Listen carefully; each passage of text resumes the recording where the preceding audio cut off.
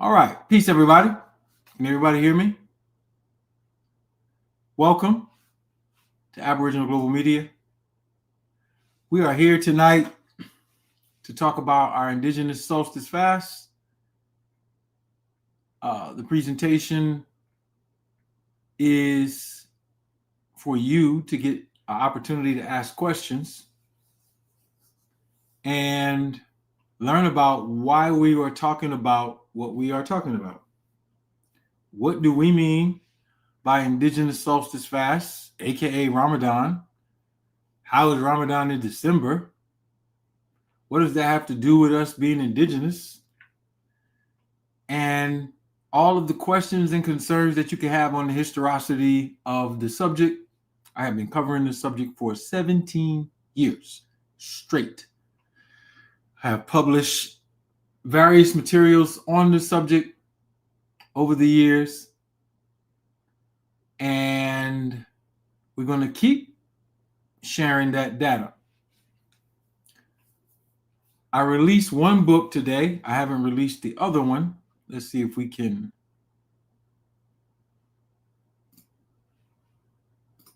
share another aspect of this. This is the book right here, an introductory guide to our Indigenous Solstice fast, aka Ramadan.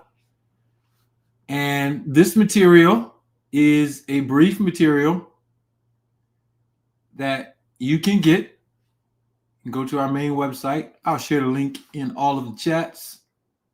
So everybody can have that. We are streaming live on YouTube, Facebook, X, Instagram, and wherever else these streams go. We did not release the second book, but we will. It's loaded, and it's a lot of academic stuff. I wanted you to get some of the premise of what we are sharing first, and then get the opportunity to actually understand what we are saying. Because we are talking about a very controversial subject, I will answer questions in the chat as they come, as I see them. I know that some of you may be Muslim, Orthodox Muslim, whatever. You know, you might be African, you might be Arab, you might be Arab in the sense of Arab Muslim. You might be whatever you are. You might be a follower of Imam Wafiddin Muhammad. You might be a follower of student or a follower of the Honorable Elijah Muhammad, Minister Farrakhan, whatever you may be. I don't know. My job is not to convince you. My job is to answer your questions, and my job is to present what we're presenting. But this is actually a fun period for us because although it has an academic aspect to it, there is much more to this period than academics. As a matter of fact, academics are probably about 10%.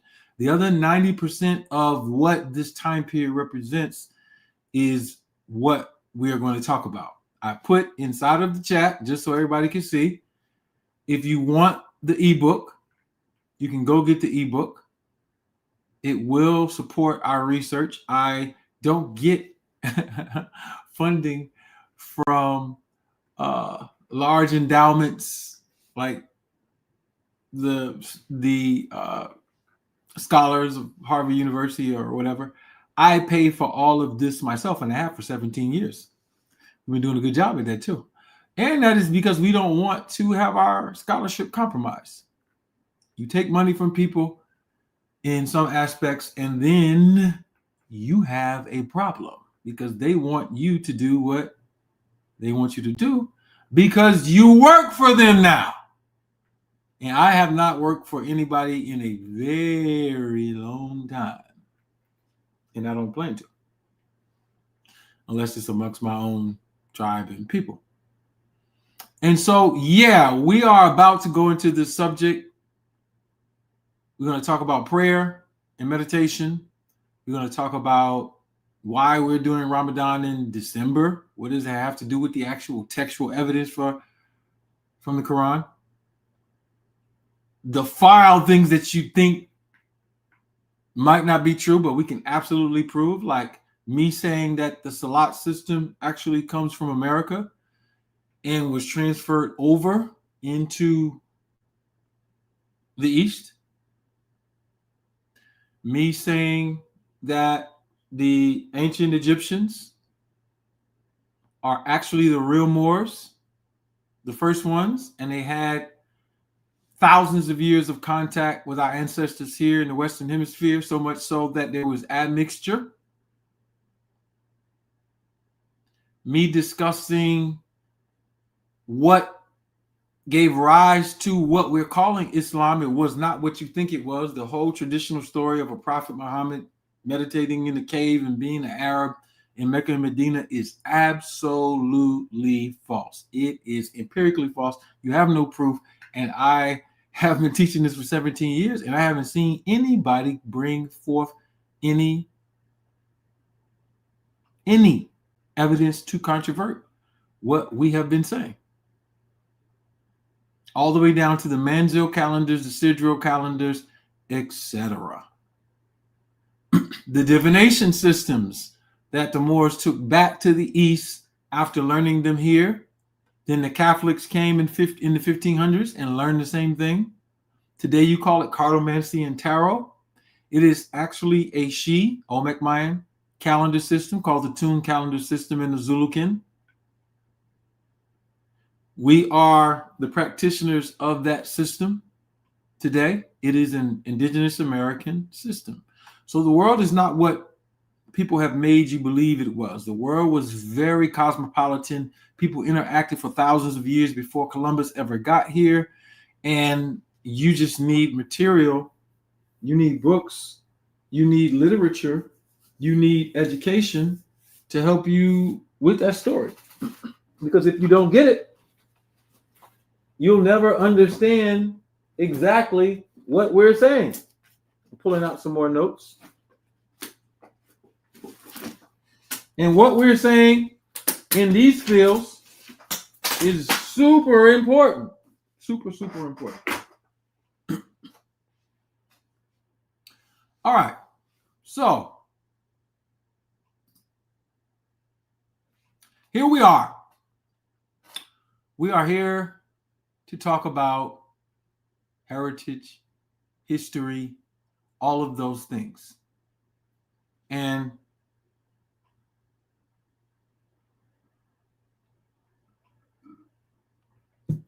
forgive me, I have not had food all day. We're going to talk about the fasting, how to perform the fasting, the prayers, why they're important, and the time period. The time period is the most sacred cycle in the year. And if you take advantage of the time period in the sense of your awareness of what to do, what to focus on, you set your rhythm for all of the rest of the year. Not only that, we're going into some very other controversial subjects. Like, where did Christmas come from? Where did the use of red and green colors come from in Christmas? Where did the concept of a Christmas tree come from? How is that tied to Sidrat al-Muntaha?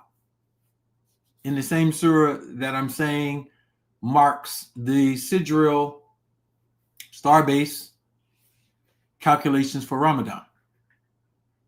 What about New Year's? Y'all going to drop the ball? Did you know that the Moors had New Year's as a holy day? It's in the Quran.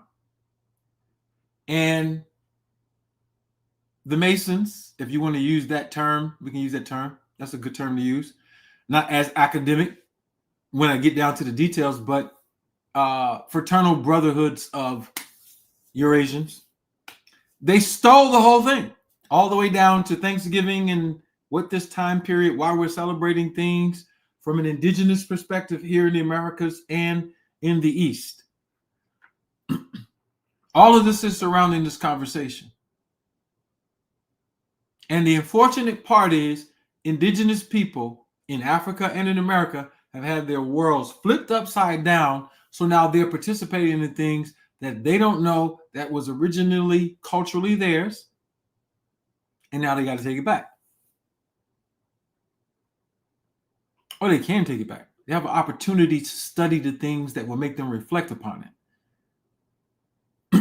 And so we just celebrated Thanksgiving. Thanksgiving is literally an indigenous harvest festival ceremony. It was the last harvest before winter comes in. And the signs, the gourds, the cornucopias, all of these things were things that we were celebrating when Europeans came here.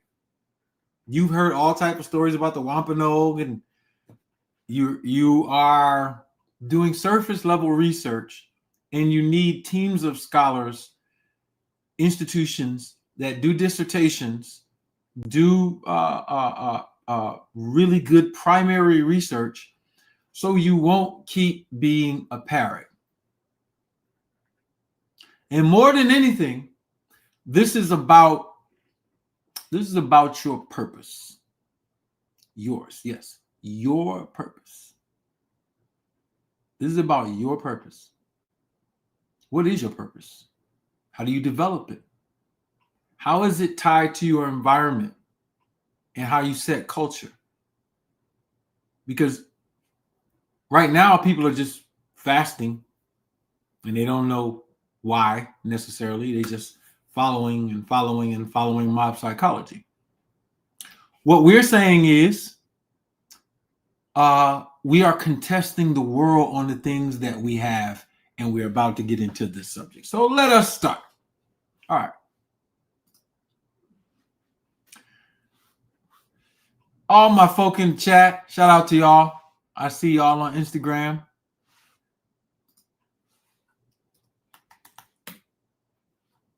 All right. I see y'all on YouTube. I see y'all on Facebook. I need you to share this video. Hit the like button right now. Come on, let's get these likes up. And the reason why we want to get them up is because it will get people into this conversation. And you need people in this conversation. The reason why we want people in this conversation is because this conversation can change 1 billion people. Potentially. That's the potential in this conversation. It can change 1 billion people. All right, so let me share this outline. You see the book here. Let me share this outline from the book.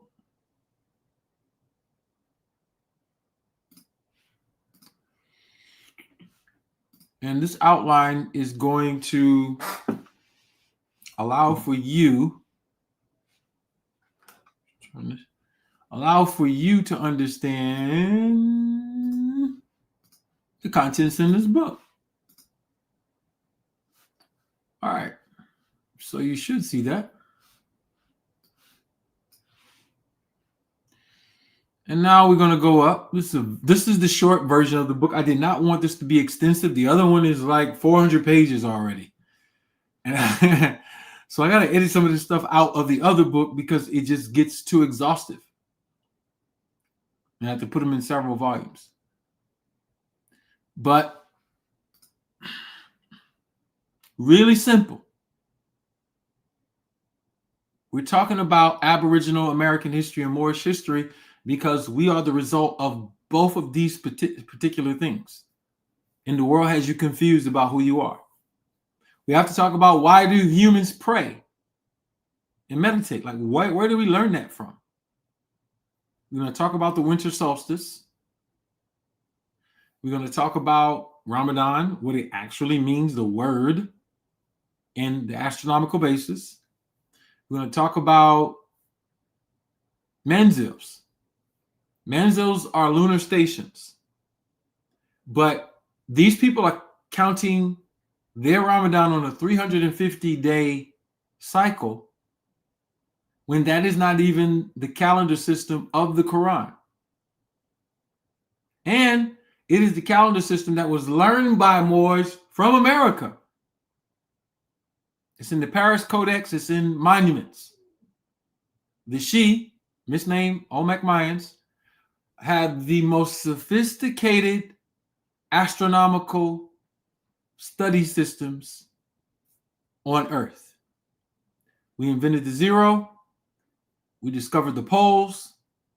We mapped out the cycle of the precession of the equinoxes before anyone on Earth, and other people got those things from us. And so that lunar calendar of 354 days is actually supposed to be a Manzil lunar station, which is 364 days plus 1 day. It's not supposed to be 354 days. Those are the calendars of the Ghassanids, the Lakhmids, all of those Arabs and other people.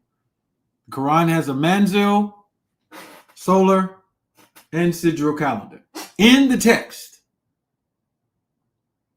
we're going to talk about the Qiblah and the prayer system. You think the Qiblah is turning towards Mecca. You do not know what that word means. And it's all over the Quran. The prayer system, you do 5 prayers now. That's from Hadith.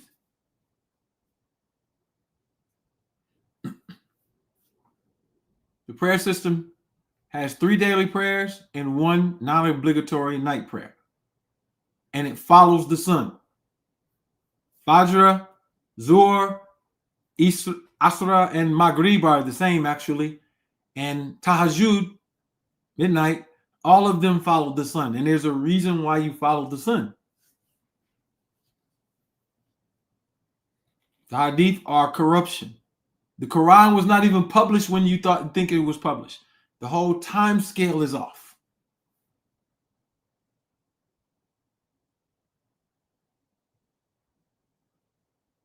So we have to learn a whole new system. And that's what this book is designed to teach you. So now I'm going to use certain parts of the book to help you do that. But how I'm going to do it is very simple. I'm going to use my old literature,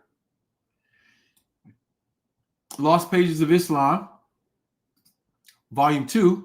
I can't even show you Volume 3. Y'all would be going off. Got something going on here. People always text me when there's a technical issue.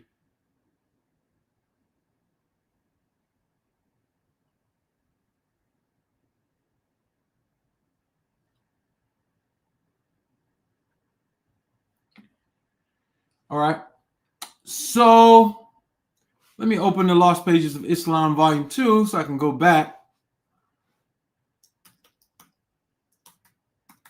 and start with why we are doing this, why we are doing it. The astronomical basis. I'm going to go there first. Let's go there first. And you're going to start to see why I do this. Now, conventional Muslims follow Ramadan in a 354-day schedule, and they use the moon to chart it.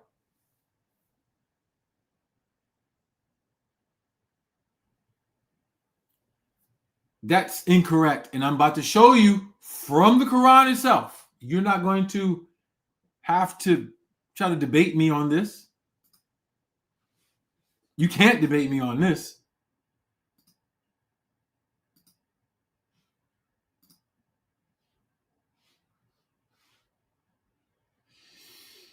I'm not here to even make you follow a certain religion. I want you to get the science out of this. The science out of this is purpose, enhancement of self, and using your mind and your brain properly to plan out your life in advance.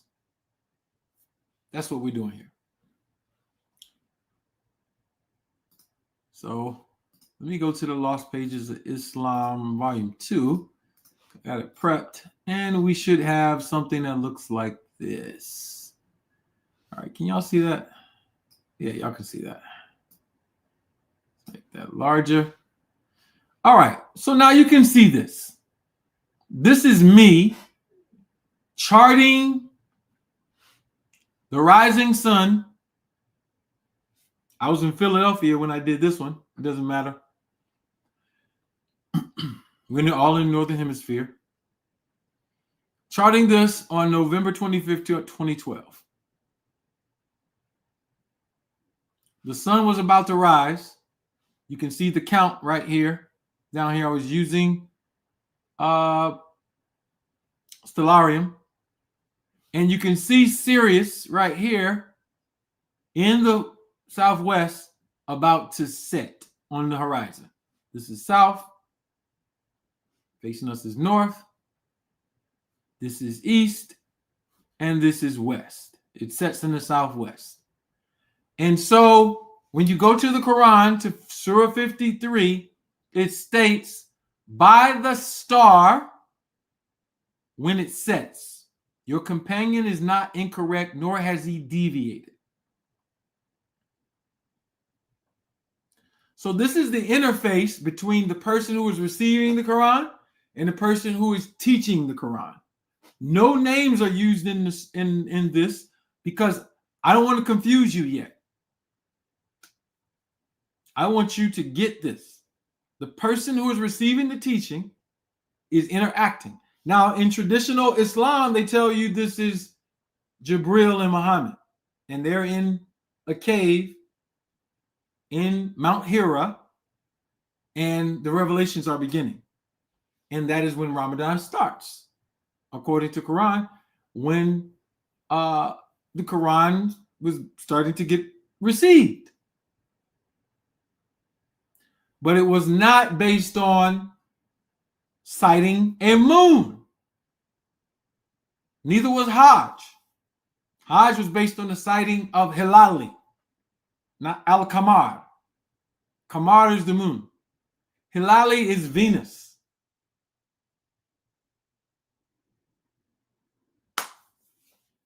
You can go through etymology, Nabatean, Arabic, Syriac, later invention of Hebrew, and find Hilal.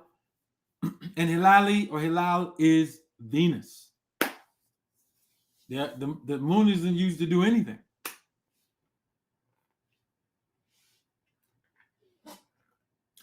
This is the truth. All right, so you see this verse right here. I'm going to go to the Quran. So when you start these verses up to about the 16th verse, it goes on and talks about the interface between the teacher and the receiver. That's when Quran tells you Ramadan starts. And when we can look at this, we can see that Sirius starts the setting in what? Novem. N-O-V-E-M. Novem. What does the word novem mean? The word novem means 9. Oh. Let me put my headphones on.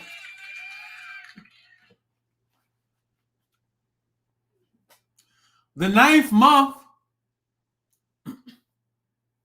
should actually be counted from spring.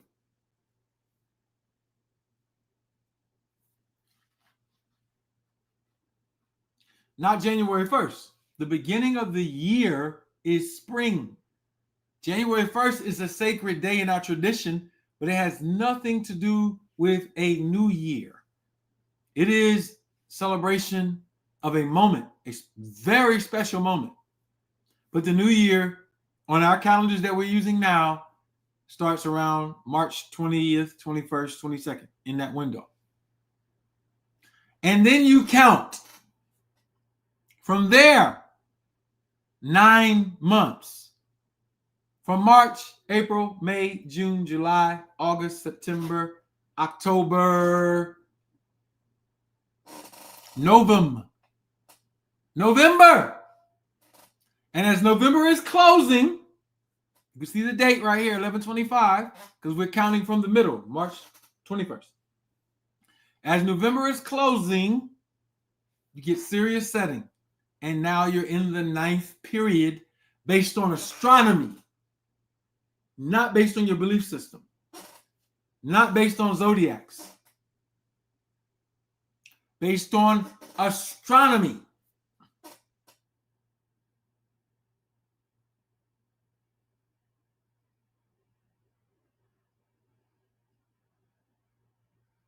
This is important.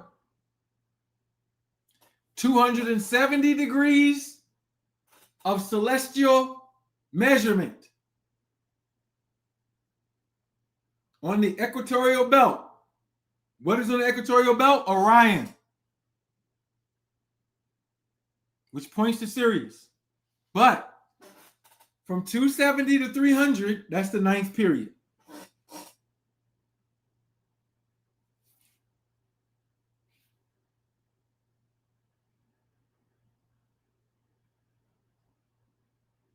All right. And we need, excuse me, I made a mistake. That's the 10th period, 240 to 270. And that's important. 240 degrees of celestial time to 270 is the 9th month. And then you got 3 months after that, that equal 360 of measuring celestially.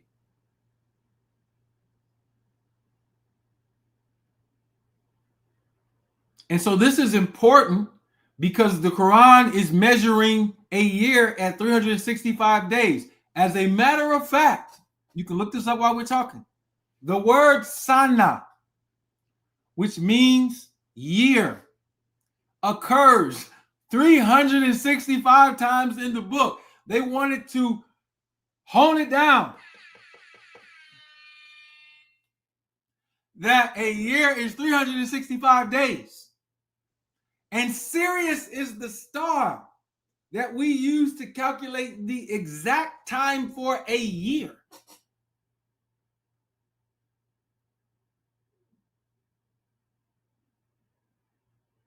Y'all need to understand what I am saying. I'm taking you back to science. I'm taking you out of spookism. Spirituality as you know it is spookism. Science as you know it is religion. And real science is nature and measuring nature and understanding its rhythms, its cycles, etc. And it can be validated both objectively and subjectively because it is a synthesis of both.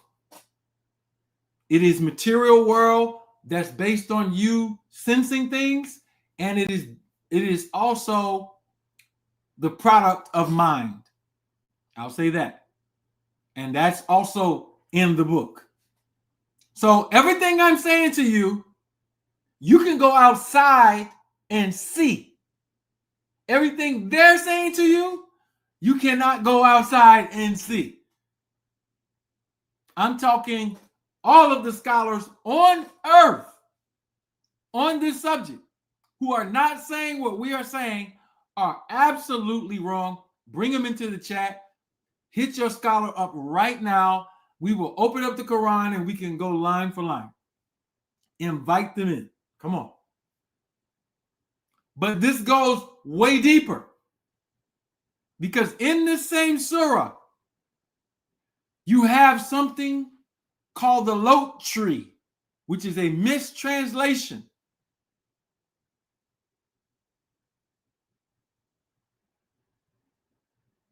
Sidrat al-Muntaha. We're about to go over it.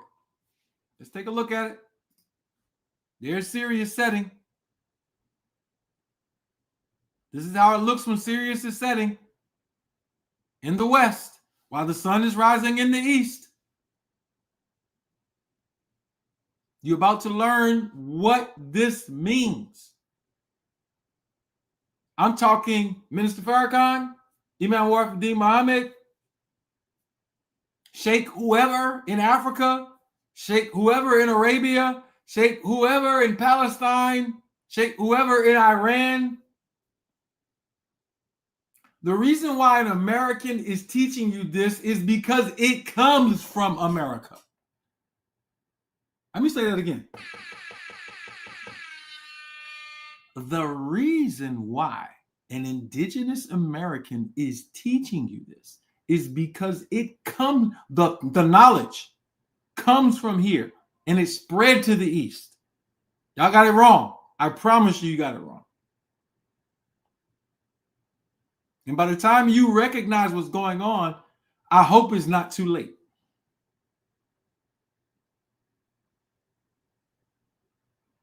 For you. All right, so let's go into more of this. I just wanted you to see that. So now, check this out.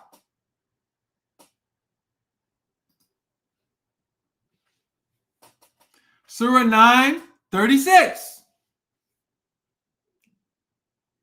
How many times does 9 go into 36? 4. Woo, this is about to get deep, bro.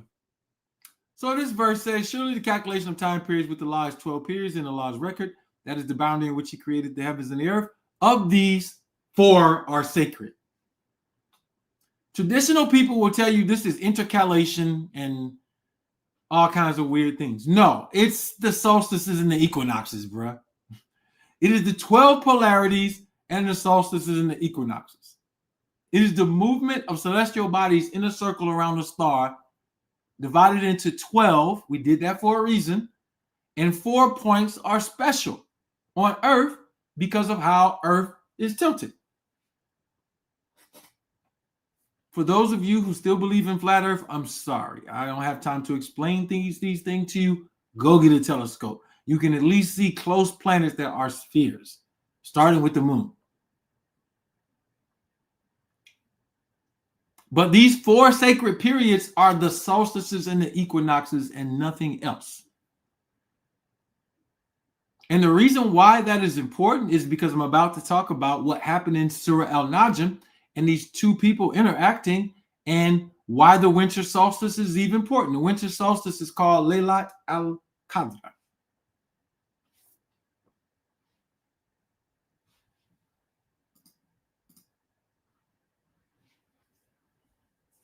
It's called Laylat al-Qadr. Now I'm about to go back into Sirius so you can understand this clearly, because you understand it because you've been using the symbols your whole life, but you didn't understand what you were looking at. So let's go back to the book. Let's go back. Go back to the PDF. And let's talk about what Sidrat al-Muntaha actually is. Now, I'm about to blow your mind, but I have to blow your mind.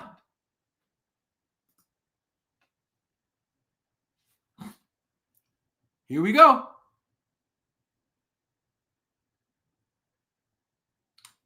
All right. Let's go back to the book.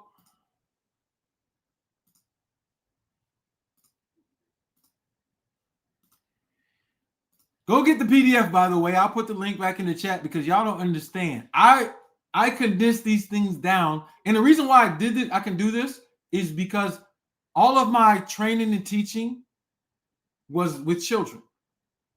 So I know how to make very complex stuff very easy. Anybody who knows me, Muhammad's Islamic Academy, 26 and Cecil B. Moore, I was the principal there. And then I homeschooled my own children till they got to a certain age.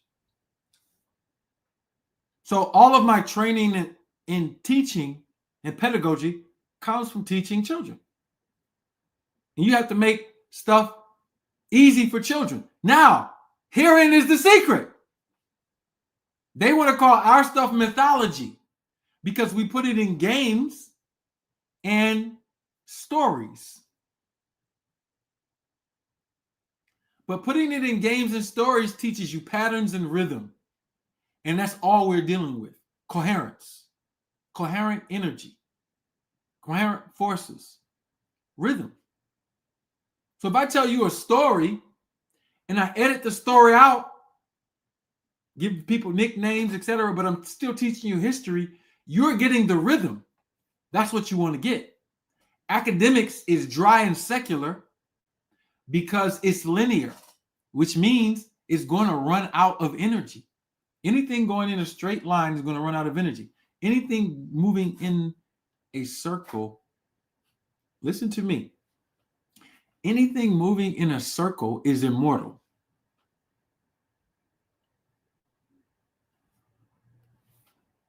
You're going to get it in a minute. Okay, so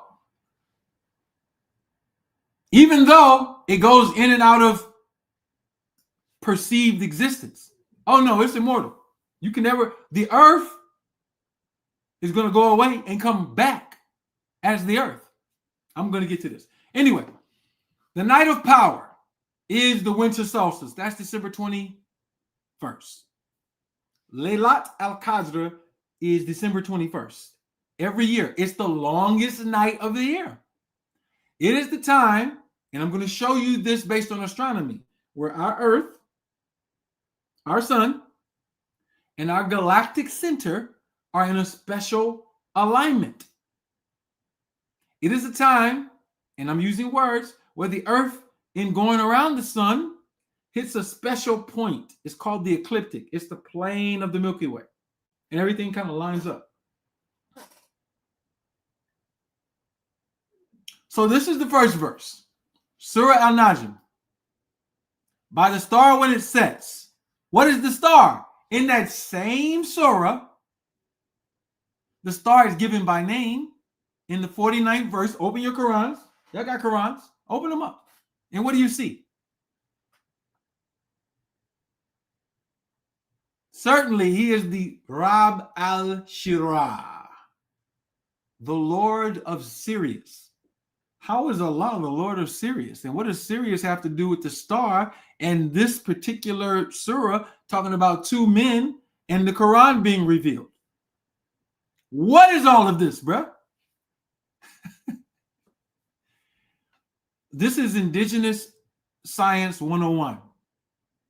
And it's telling you not only that person can receive revelation in this period, but this is a revelatory period. Meaning, the reason why we are praying during this time period is because we're about to get gifts, aka it's Christmas. You're about to get some gifts. Y'all don't understand what y'all been practicing. I'm about to break it down to you so clear, though. So Sirius is in the surah, the star. It's telling you when the star sets is when this person is receiving revelation. And this tells you when Ramadan is.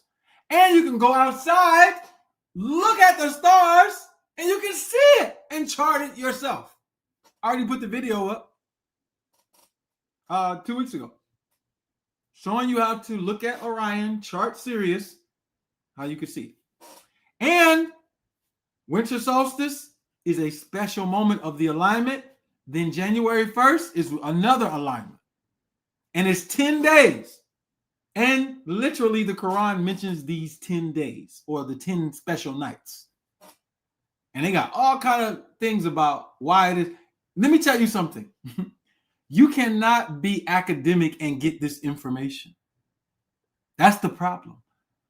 People are trying to be academic and get this information. You get this information not from objectivity, but from subjectivity.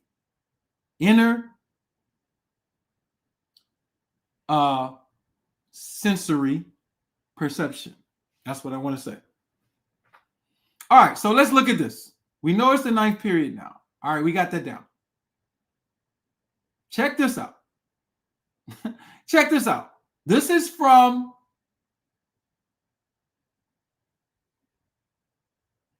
a book by this man. Let me show y'all something. Let me show y'all something. First of all, let me show y'all something.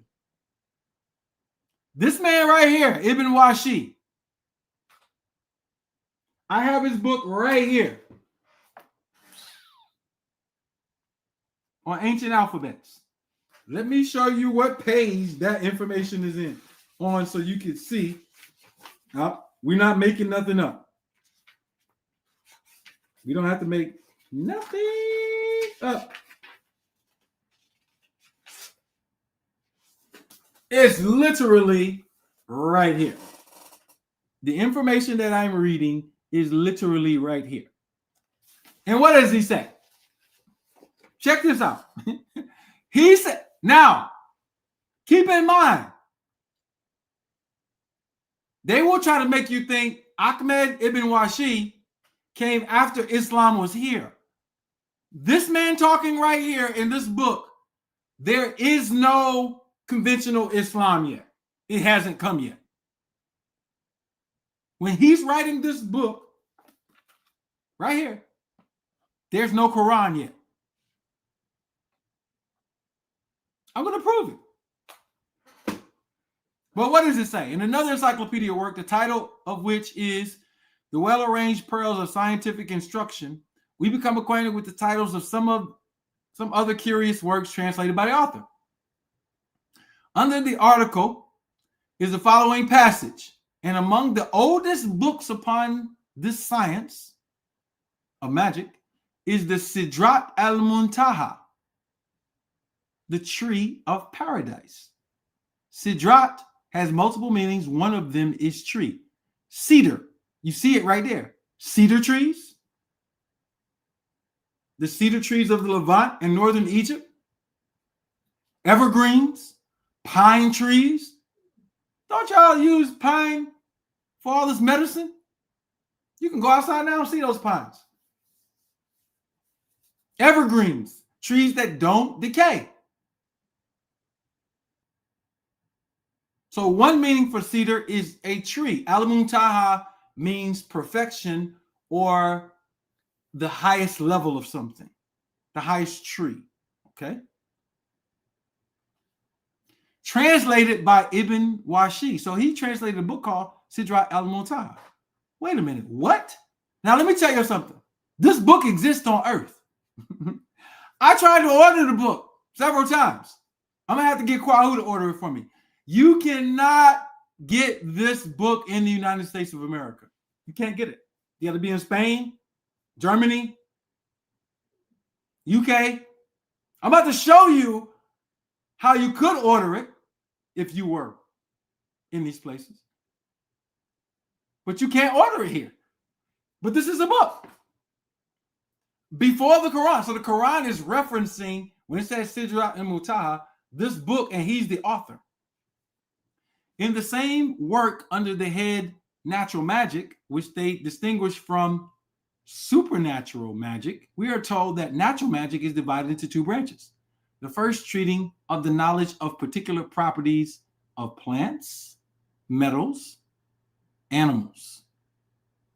And the second of the composition and construction of artificial machines. I posted about another scientist that was about 500 years away from this one, maybe 400. And I said that he was making automata, robots. And people tried to contest me and say, oh, well, he was the only one doing it. This is 370 something, almost 400 years earlier. This is, in your time schedule, the 800s AD. And yes, I'm saying 800s AD, we still don't have a Quran. There was no Quran in 622 AD, 7 something AD from Abd al-Malik. Abd al-Malik is contemporary with this guy.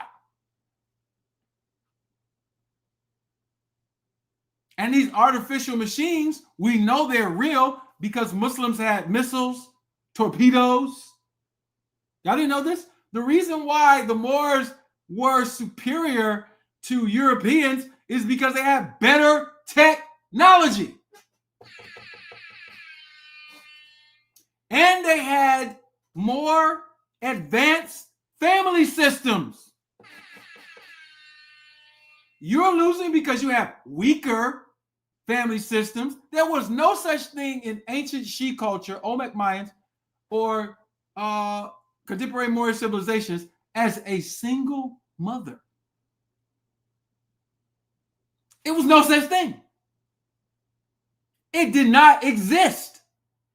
Yeah, widows and people who had children or whatever. There was no child support. And everything, everything, that you're associating with Tartaria is actually old Moorish construction. And it wasn't just there, it was here.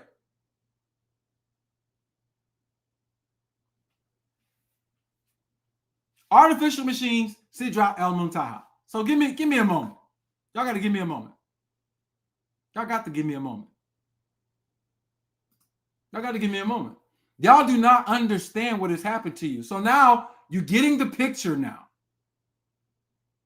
Hopefully, you're starting to get the picture.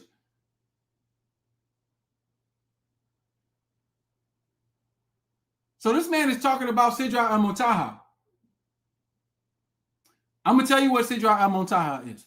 Sidrat al-Muntaha is a symbolic tree. Got that? It's the lotus plant from Egypt. This ain't lot tree. No, lotus. It's a mixture of cannabis, lotus, ephedra, and poppy seeds. That mixture gives you something that you call Siyam. Siyam? Fasting? Oh, so you don't know what fasting is. Fasting, the word for fasting, Siyam, is a word for entheogens and fasting.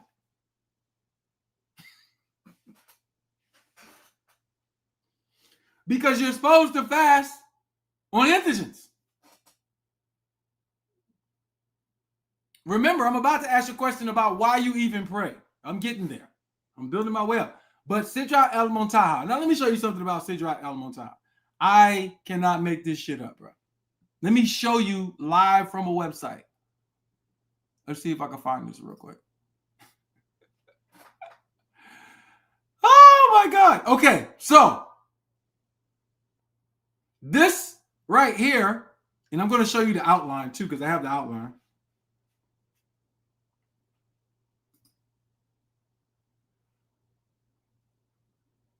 Let's go back.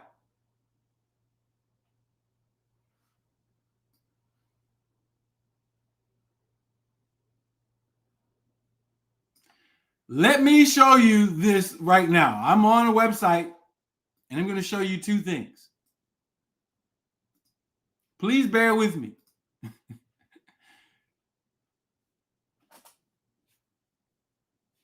Just hold on for a second. We're going to get there. Yeah, she's holding the lotus. She is holding the lotus. That's the American lotus, though. That's not blue lotus. It's a lotus in Mexico. She's definitely holding a lotus, though. Look what she's doing to it. She's smelling it. Pheromones. All right. This is about to get hot. Let me show you what I'm about to show you, though.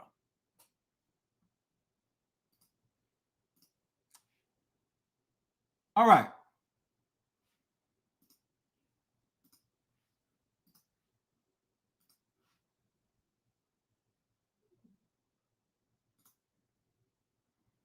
Now, y'all see this. This website is in German. It says, Das Kitab Sidrat al-Muntaha des Pseudo Ibn Washir by Christopher Braun.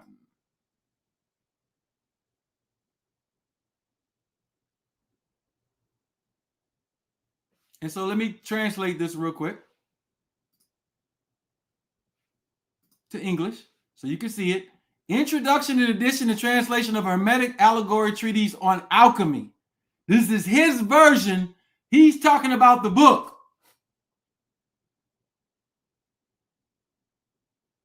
So there's the book, and there's this publishing of someone talking about it. It's in German, though. Now let me help you out a little bit more.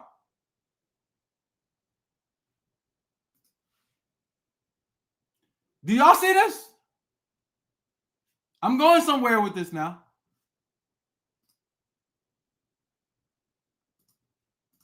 Let me show you the next site.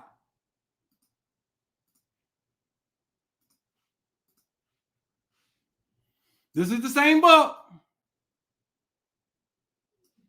The text, Das Kitab Sidrat al-Muntaha des Pseudo Ibn Washia, is a published academic book, and a complete free PDF of the entire work is not available through standard search methods.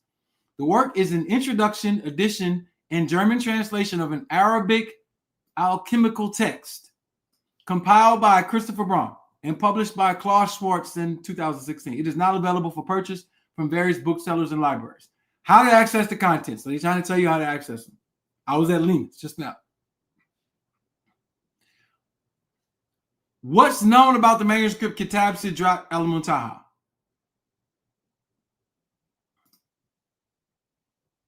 Here we go. The sole known manuscript of the alchemical text Kitab Sidrat al-Muntaha by Pseudo Ibn Washia is a unique document located in the library of the Escorial Monastery in Spain. Wahoo! Bro, we need this book. They are hiding this shit. This is a pre-Islamic book by an alchemist. Now, when I tell you who he is, that's when you're going to go crazy. You're going to say, boy, you done lost your mind. When I tell you who he is, this is why I have to show you the whole name. Here's what is known about the specific manuscript. The manuscript is held in the Real Biblioteca del Monasterio de El Escorial near Madrid, Spain. The treatise is pseudographical, attributed to Abu Bakr bin Ibn Washia, or Ahmed, a prominent figure in Arabic occult scientists, but was likely written by a different author. No, you're not going to get away with that. So the text is presented in the form of a dialogue between the protagonist, Ibn Washia, and another alchemist named Al-Maghribi al-Kamari. The introductory dialogue of the frame and the frame story with the manuscript contain various Hermes Trismegistus, that's Thoth, that's Jehudi. That's for I showed you he translated the hieroglyphics for a reason. And a legendary discovery, Fundelginde, that introduces a cosmogony and an allegorical depiction of the alchemical process of transmutation. I'm about to go there, bro. The manuscript was the primary source for the 2016 academic book by Christopher Braun, which provided the first modern critical edition of the Arabic text, along with an introduction and a German translation. The content of the manuscript focuses on alchemical and hermetic philosophy, distinct from the general Islamic theological concept of the Sidrat al-Muntaha. Why is he writing something different? And why are they saying the Islamic theological concept, the Lot tree? No, bruh. The Quran is the same alchemical and hermetic teachings. They just can't read it. All right, so that's that. Y'all understand where we're coming from now?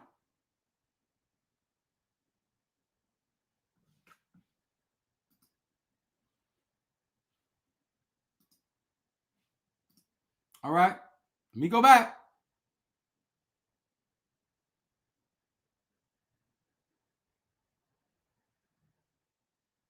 All right, so they got other little links here. Try to show you, what this stuff is. All right, so we got that. So the book exists. That's what I wanted to show you. The book exists. Now let me show you what you need to see. Let's go back to my book I just wrote so I can show you. Oh, this is about to get crazy. I promise you. Y'all have no idea. Listen, let me tell y'all something. Y'all have no idea what it's going to take to undo this shit. But you're going to learn. Your children won't get it. They'll get it. Y'all might not get it, though. I don't know. So, the cedars represent evergreens and pines and all of that. Sidra means star. Sidra Amontaha means the star of the highest heavens. So you got Sidra meaning a star and a tree. Ask me why you're putting a star on the top of your Christmas tree.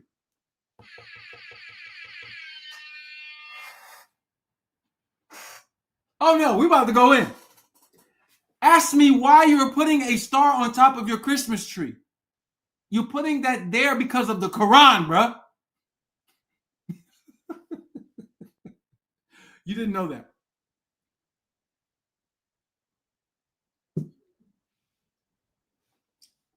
That's why you're doing it. All right. Let me put it in more context. Sidra al-Muntaha refers to the period of 10 nights. This is Surah al-Fajr. Remember, Fajr prayer is the sunrise prayer. 89 and 1-2. Wa al-Fajr, by the sunrise. Wa layl ashra, and the 10th night. The 10th night in the second verse in Surah al-Fajr is literally New Year's. So Christmas, New Year's, the whole dropping of the ball, stars over trees, big rituals to hide the fact that the ancient systems were based on astronomical energies from God's first kitab, the universe, and from the Quran. We haven't even gotten over here to America yet. I promise you it's going to get hot in here.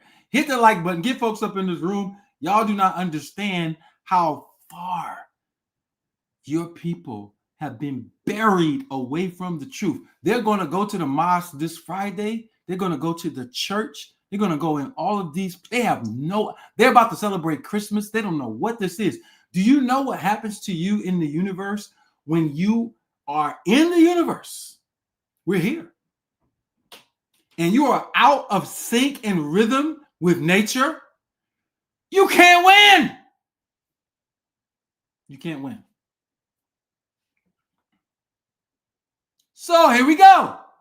Let's go further. Jibril was the person appointed to teach the receiver of Quran. Nowhere in the Quran does it say Jibril taught Muhammad. Go look for it. I dare you to find where it says Jibril taught Muhammad. In Surah 61:6, we can go to it.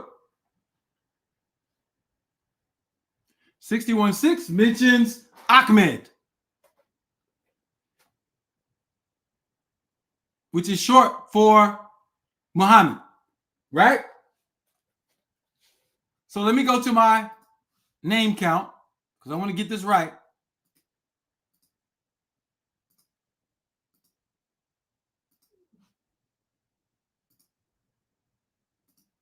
I want to get my count right. How many times is the name Muhammad mentioned in the Quran? In Surah 3, 144, Muhammad is mentioned. Surah 47:2, Muhammad is mentioned.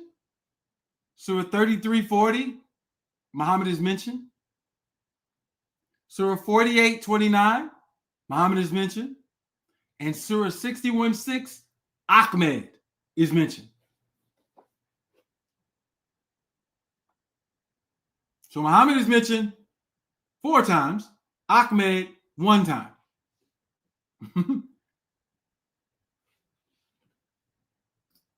Stay with me.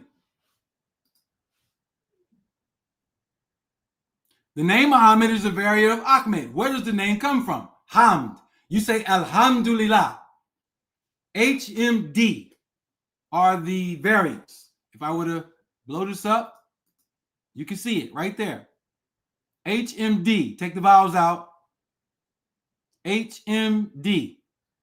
Take the vowels out and the personification. HMD. The H is guttural. So, let me prove a few things to you.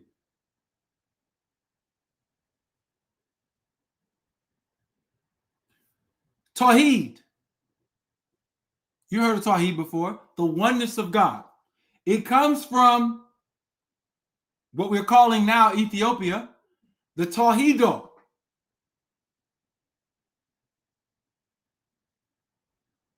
Which is Gi'ez. Because I'm going to get to Gi'ez in a minute. And Nabatean. This is a Nabatean. Right here. You see his name? Ahmed. You see his name is Ahmed. You see his name is Ahmed.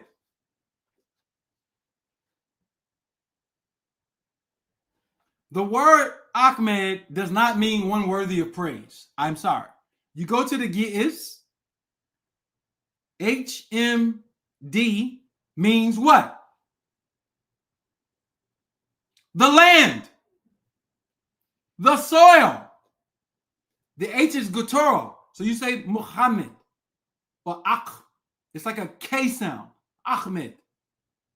I'm about to blow your mind. Because me saying that the Saracens, Saracens, Moors, who had a name switch to Muslim, all the same people, not being in Arabia, but being in the Thebaid in Egypt, and being descendants of Egyptians, you need to understand what the word Ahmed or Muhammad means. It means the same as the word Kemet. Kemet, the K sound, MT. And what does it mean? The dark, rich soil. There's a reason why it meant soil. Alhamdulillah means the land is for God. Y'all don't get it, bro. Ahmed. Ahmed is the personification of a word that's derived from the original word for Egypt, Kemet. I can show you this in hieroglyphics. I did it in the Lost Pages of Islam Part 3. It's right above the head of King Tut with a serpent. Y'all don't understand? The word Muhammad meant he who is of the soil, of the land. He was telling the people that they were indigenous and they had been breached by outsiders. But not the outsiders that you think. The outsiders were the Sasanians and the Arabs. Not the Romans. No, not the Romans. The Romans, aka Byzantines, were black. They're also Egyptian. This is why I had to go back to my research that I published 4 years ago and correct all of that first part. The word Rums, al-Rums, comes from the word Ramesh. Ramesh is the word that the Egyptians used to describe themselves. Then you got the tale of Romulus and Remus. Remus is Ramesh. Romulus is little Rome. He killed his big brother. Little Rome killed big Rome. Big Rome was Egypt. Go read Surah 30 and you will see that the Muslims are allies of the Romans. It says right in Surah 30 that the Romans lost the battle, but they shall win the battle in a few years. This text is talking about the Saracens aiding the Byzantines to fight the Sasanians and the Arabs. Why do you think I pointed out in the Lost Pages of Islam all of the verses in the Quran that show whoever authored the Quran hated the Romans? Excuse me, hated the Arabs, not the Romans, the Arabs. And the Sasanians are in there too. How do I know the Sasanians are in there? There's a surah called Al-Fil, the elephants. And it talks about a group of birds being used to attack an army of people on elephants. That is not Abyssinia. Who rode elephants into the Levant? It was the Sasanians with Indian elephants. You can look all this stuff up. It's all available. Surah Al-Fil is about the Sasanians. You can point out all the enemies to the Saracens or Moors. And you have to correct your history. There is no white Rome ever in history. Ever. There is no white Rome. There is no white Greece. It's fake. Greek isn't even a language. It is Punic.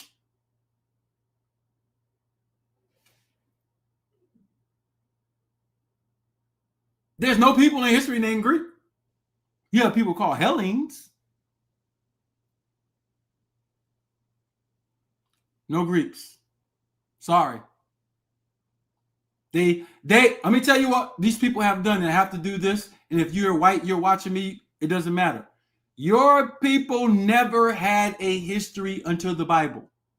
Y'all were locked up in a cave, literally in Eastern Europe, and were the slaves and had periods of apprenticeship to come into civilization. All of these wars that we're talking about right now in early Islam are black on black fighting. Because eventually the Byzantines and the Muslims or the Moors did fight each other, even after they allied at a later time. And so you're going to have to extinguish all of the shit that you have in your head about history, because history is supposed to be a story, not academics. But when you go back to academics, you can use the story to check it. I'm using Christmas to whip your ass right now, bro. Am I not? Am I not using Christmas to whip your ass? Christmas is a story about a myth.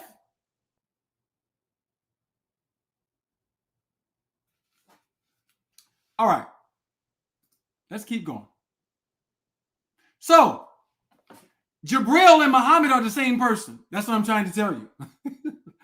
It might sound crazy to you because you're not reading. Jibril, Ahmed, Muhammad, same person.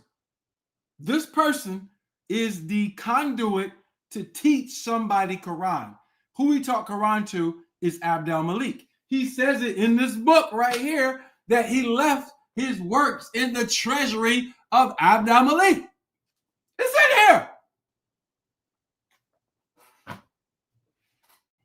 Y'all gonna have to go back and study. That's all I'm gonna say. All I'm gonna say is y'all gotta go back and study. All right, so let's go. Let's keep going.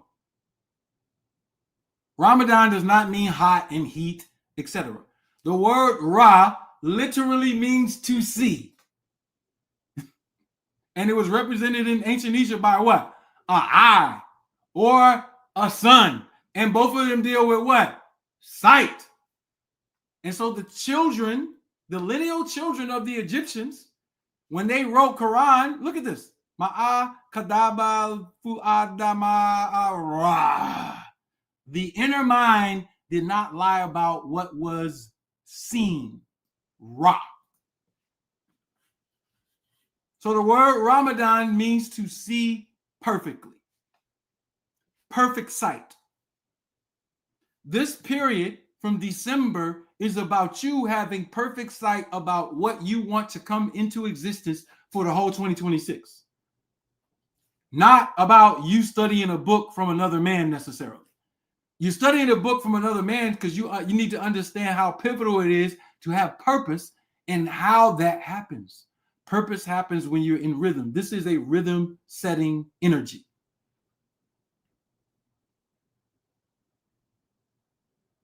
Let me keep going. This gets hot.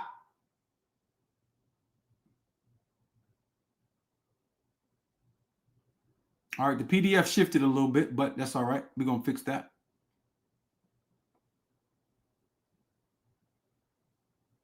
And so let me come off of this. So let me go back and do all this over so you can understand what I'm trying to say. Ahmed ibn Washi is the Ahmed in the Quran. He's also the Muhammad in the Quran. Muhammad was a Nabatean alchemist.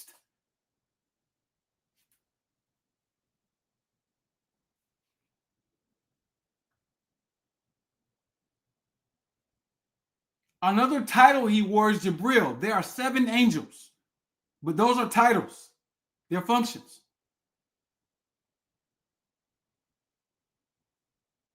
And they literally go into alchemy. Alchemy is chemistry 2.0. I'm about to talk about alchemy right now. Or in a few minutes. Hit the like button, bruh. The Grinch stole Ramadan. Y'all remember that lecture? And so now where are we now? Now we understand the period from late November to New Year's. This is a holy period. Not a holy period by opinion, a holy period by electrical light field standard. Meaning you're going to program next year regardless. And some of y'all brought a lot of sugar honey iced tea up to this moment because you played around. You've been playing. But it won't be nobody's fault but yours.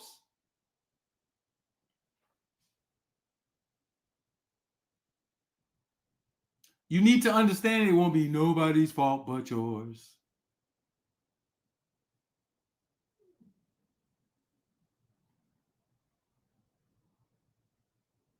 And so the whole history of Islam as you have it right now is fake fugazi.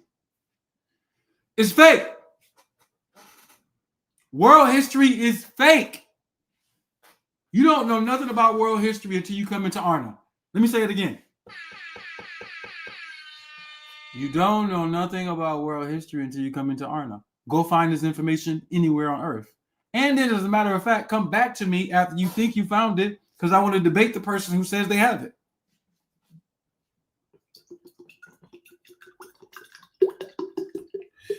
They don't. They don't.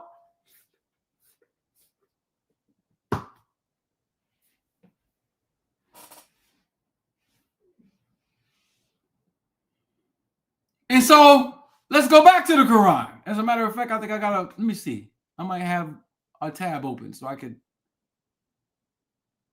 read from the text in transliterated form. Let's see if I have it. Because now we got to go line for line.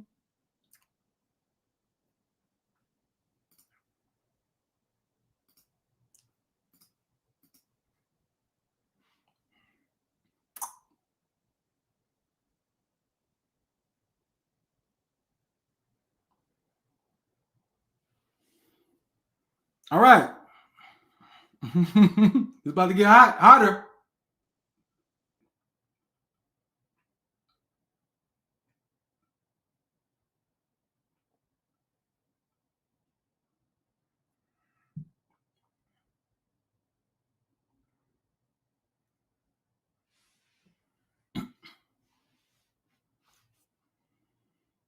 All right. See if I can find this. Got to get my notes back together. Stuff got crazy. Where is it? Whew.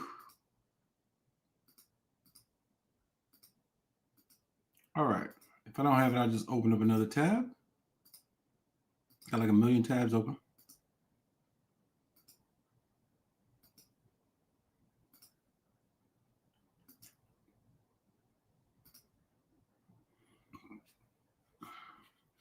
So when you see stuff like this,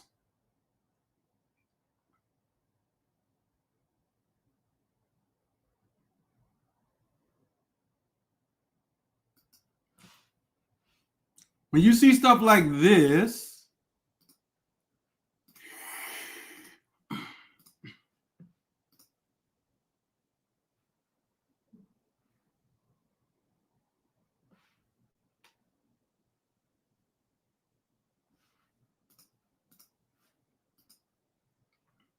When you see stuff like this, now you're going to start to understand what this is. Saracens, Moors versus later Byzantine. The Crusades were not white versus black. That was black on black crime.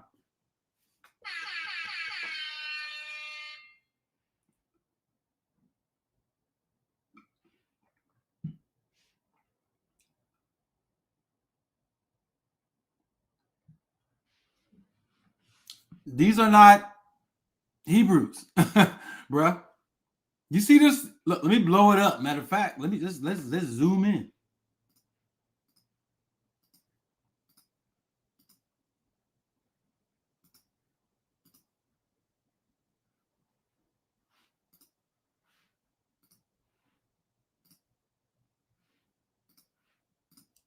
Going opposite, but okay.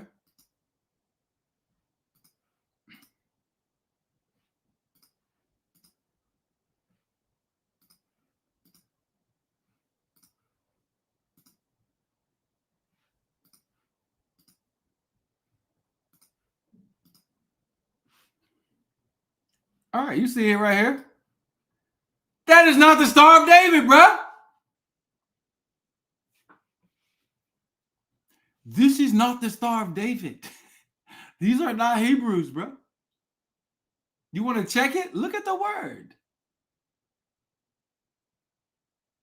You see it right there. Who it is. This is Old French. The battle at Antioch.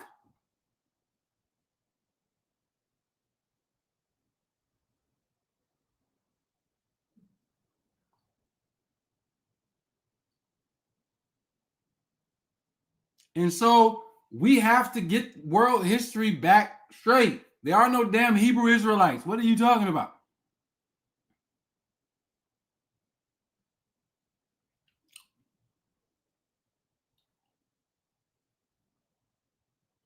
We got to set history straight because we're off right now. So now let's go back to prayer.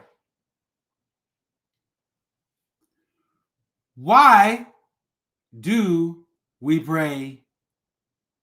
And why do we close our eyes when we pray? If you smart, answer that question in the chat. I'm waiting on you. Come on. Tell me why you close your eyes when you pray. I'm going to give you a clue, though.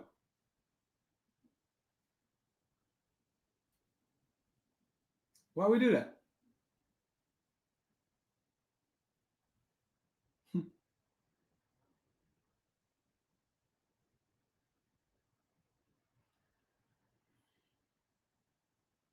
Does block out radiation. Why did the first, think about this. Why would the first person want to close their eyes to pray? Whoever was the first person that did it. Why would they want to do that? You have to use your subjective mind for this. I saw Washak said something really good. Yeah, have you ever heard this term, sleep is the cousin of death? Have you ever heard that?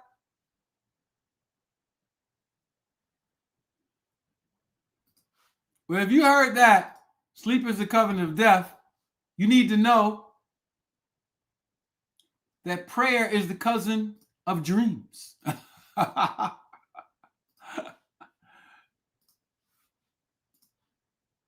Prayer is the cousin of dreams.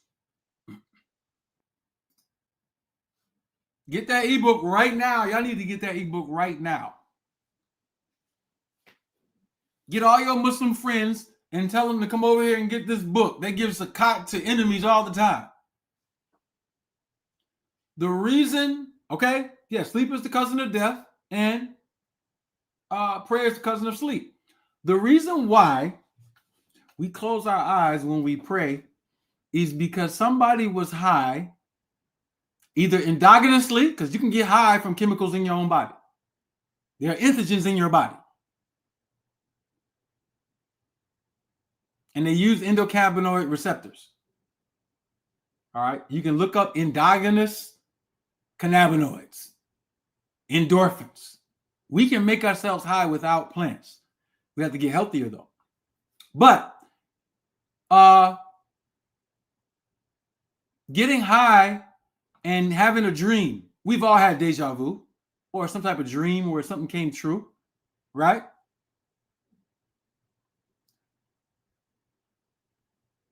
The trend of closing our eyes when we pray is an attempt to reproduce what happens when we sleep.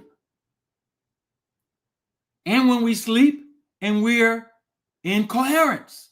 When we sleep and we're in coherence, we can have deja vu, vision, dreams, hear, see things before they happen.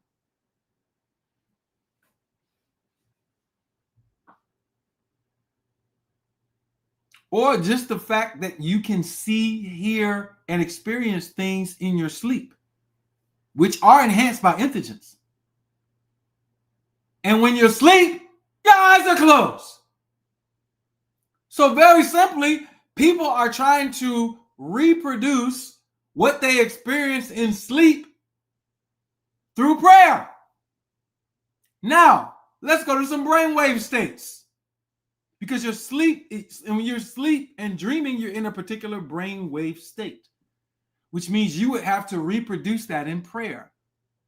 But in order to reproduce that in prayer, you can't be running to the mosque, running to the prayer mat, running to the whatever they do in the churches, whatever. You can't be running and rushing and running and rushing and running and rushing. Not only that, your prayer, like sleep, has to be on a circadian rhythm. It's not sleep on a circadian rhythm. Of course it is. Sleep is on the circadian rhythm of serotonin and melatonin. Sleep happens when it's dark. Not all the time, but that's the natural method.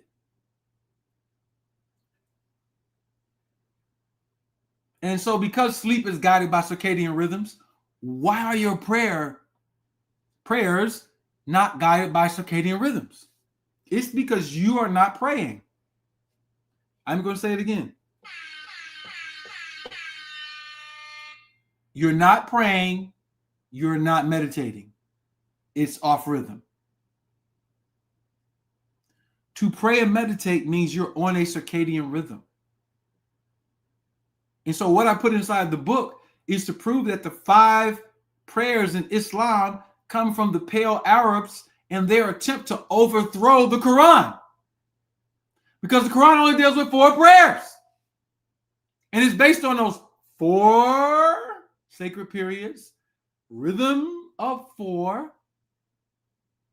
And in a day, just like in a year, you have a rhythm of 4. What is your rhythm of 4 in a day?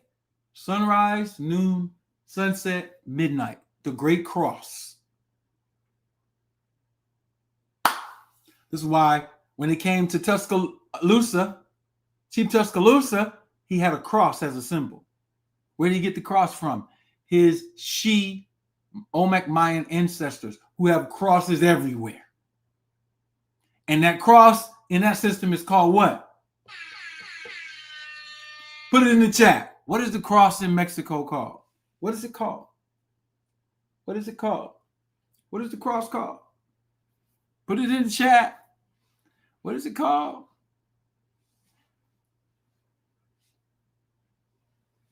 Y'all don't know?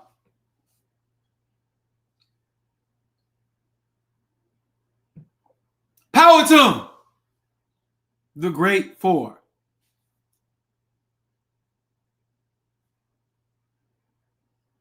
Who was the chief in Virginia? Powhatan. Who was the Mayan god of writing? Powhatan. What was the whole calendar based on? Powwows.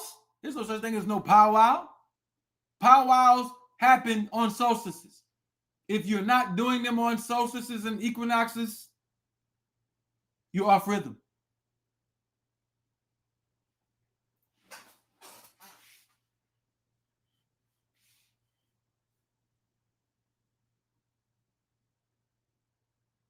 prayer, Fajr, is supposed to be at sunrise. Zuhr is supposed to be at noon. Asra or Maghrib is the west. It's supposed to be at sunset. Tahajjud or the Allel prayer is supposed to be at midnight, and each one has a frequency.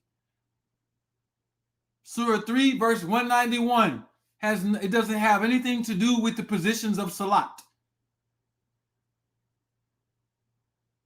It says even if you lay on your side, the dhikr of Allah, the remembrance of Allah. Allah is light, by the way. We are not spooky at all. Go to your Quran. But we got to understand what light is in another way. But the point is, you're supposed to be in circadian rhythm when you're praying and you're meditating. And what is more powerful than the stars, Sirius and the sun, that are setting the circadian rhythm? One for a year, one for a day. And you're supposed to do specific things. You got to get the book. I'm not telling you what to do at those. You're supposed to do specific things at each one of those. And if you do those, you're literally programming yourself at right angles. And what does electromagnetism do? It programs itself at right angles to itself. And what's at right angles? It's a mirror. One is a fulcrum. One is the event.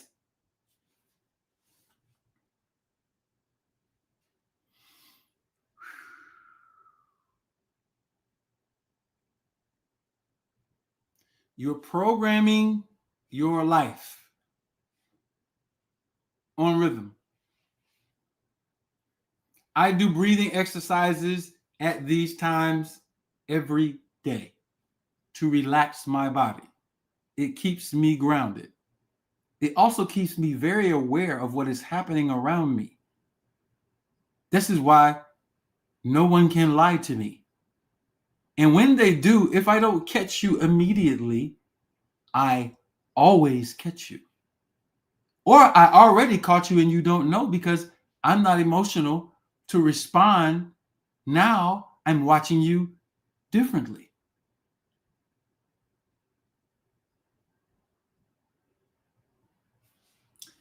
We need to understand that prayer is a circadian rhythm. Meditate, you just go into yoga and you meditate. Matter of fact, you go into yoga and you're meditating around people who stink. They got nasty pheromones. They got all kind of stuff going on.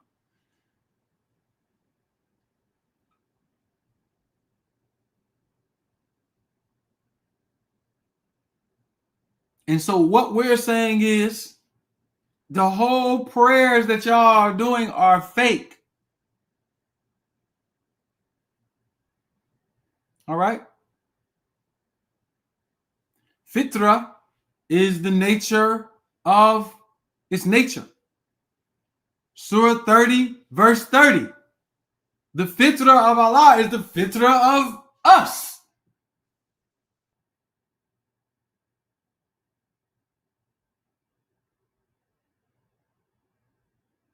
Maybe I can pull that up. Let's see if I can pull those verses up. I think I have those translated. If I don't, I could translate them straight out of my head. I might have that in a Facebook post. Let me see. Somebody asked a question about fitra. Let's see if we can answer that question.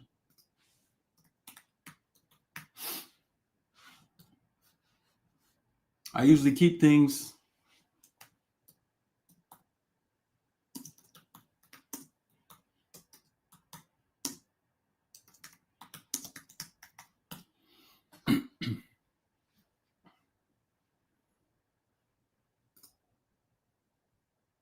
all right, so yeah, I do have this. This is from and look, I come online to laugh a lot. Y'all, I know I'll be playing. I mark it, but I really be teaching online, and I've been doing it for this particular way about Ramadan for 17 years. This is how I know black people are hard-headed, and most of them will never listen. But that's okay. That's not my fault. I'm a servant. Here we go. August 28th. 9 of hearts. No, excuse me. It's not a 9 of hearts. It's a jack of hearts. Jack of Hearts, the cross.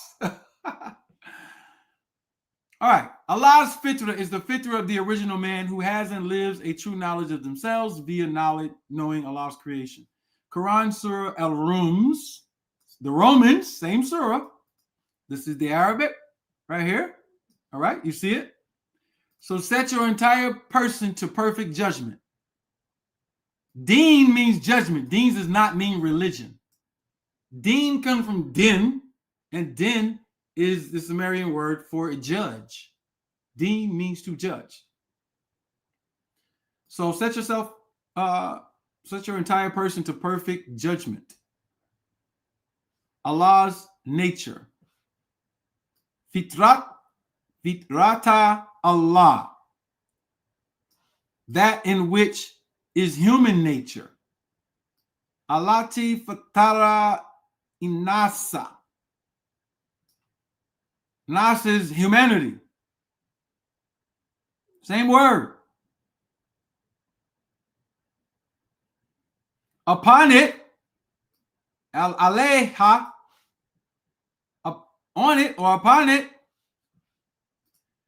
there is no debate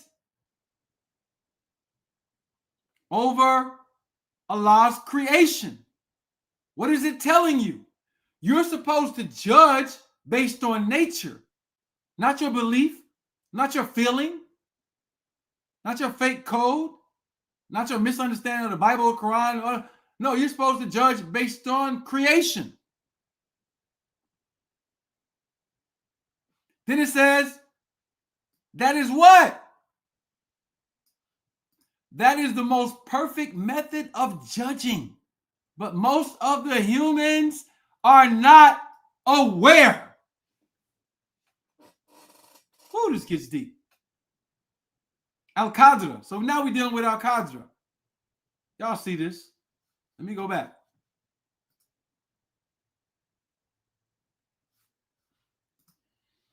Now we're dealing with Laylat al-Qadr, the night of destiny, or the night of fate. The night of fate is when you become restricted to time, 9 to 5, because you do not know how to cooperate with other human beings to get shit done. So I have a testimony for myself. This entire year, me trying to work with people based on plans, they had other plans. And so because I was in agreement with it, it disrupted me in certain places. This is why you cannot, when you are serious in life, you cannot let unintelligent people disrupt your rhythm, no matter what. Because if you do, you become responsible for that non-coherence. Because how is someone judging? You know how they're judging? Based on how they feel. Hold on, I posted this. Let's go back to my Facebook. My Facebook be rocking, y'all. Subscribe to my Facebook. Subscribe to my channel. All right. And we put the prayer times out there, so y'all should know what the prayer times are. I translated Al-Fatiha for you. We did all this stuff for you. Made it easy. But let me get to this point that I'm making, because this deals with how you set your rhythm, bruh. How you set your rhythm in life during this time period that we're in, I'm telling you. So let me go. Here you go. Go back to my Facebook. Let's go back to my Facebook. I can use Facebook to teach y'all. I got all this stuff posted there. Go. Surah 25, verse 43 to 44.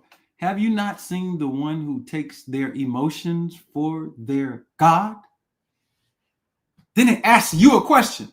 So now you're watching someone who's taking their emotions, their feelings, how they feel about something, how they're not vetting it through any natural law standards, any codes that are in a conformity with nature. Either they don't know how, or they know how, but they refuse to. Either way. It asks the question, will you be a protector of them. How many times in life have you tried to protect, aid, assist people who are off rhythm? Now, guidance is one thing. That's not protecting them. That's advising them. Then it goes on to say, or it's asking you now, or do you think most of them actually listen or are aware they are not within al-anam? And this is where we're going to get it, because they translated it to cattle. You want to go look at this verse? It says they are like cattle. No. Al-anam is not cattle.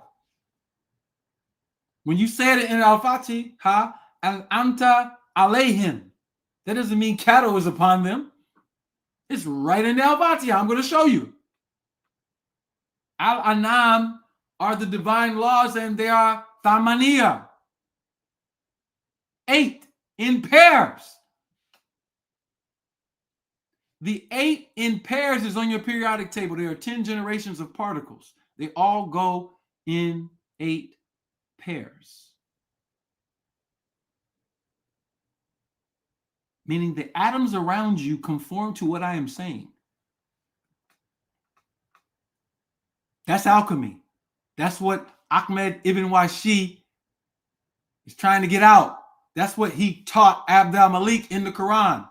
Surah 69, ayah 17. And 8 will be upon them, or their Lord's throne of power. Nothing will be hidden. I'm going to read that verse for you. They are not with the divine law. No, they are very far from the proper way. So everybody want to do Ramadan on the Arab schedule? I'm not arguing with you. I am your opportunity to get in rhythm with light. Regardless of whether you like me. Maybe you had a bad interaction with me before in life. Hell, I am not without flaw. But when it comes to this, I'm not doomed. Because this is a part of my purpose. When you do something that's in your purpose, you do it easy, you do it fun. It's not hard. Listen. Y'all need to understand, I don't have to study a lot. I have studied a lot, and I have periods when I condense study, but that's not what I have to do. I do that to organize what I already know subjectively. Because now I got to talk to people, and they live in the secular world. They live through their senses. I do not live only through my senses. I live through the thing that creates senses. Or I strive to my best to do that. And so, have you not seen the one who takes their emotions for their God? I need you to think about this, especially women. Shots fired! Especially women. Because now we got to deal with your limbic system and how you're designed. And what type of men you are producing now. What type of sons you're producing now. When they grow up and how they become, how they interact with women. I'm going somewhere.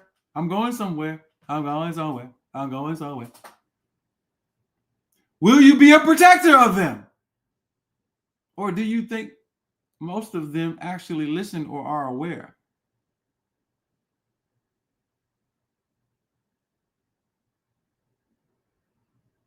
It's simple. Now let me show you something else from the Quran. Hold on. Let's just go there, because now I got to do this. I got to do this.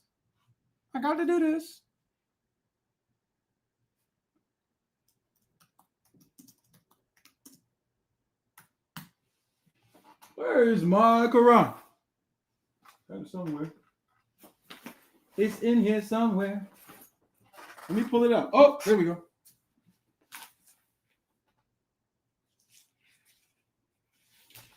Let's go there.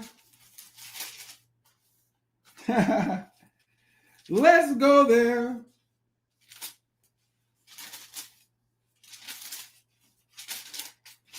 Now I got to deal with what the real problem is and how we solve it. I got to deal with this. I am not eating any food today, but it's so interesting.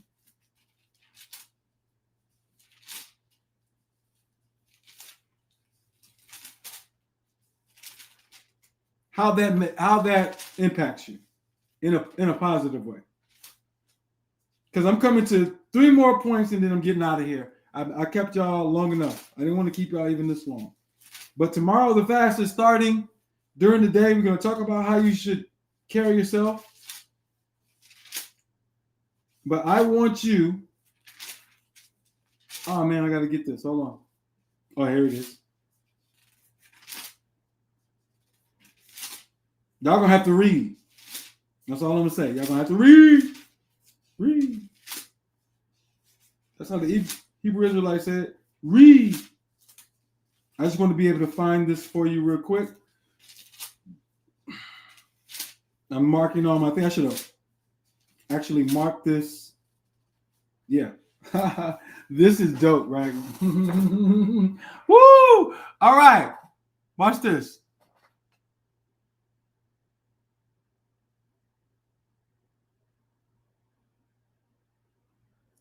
Let's go to Surah 2, Ayat 222.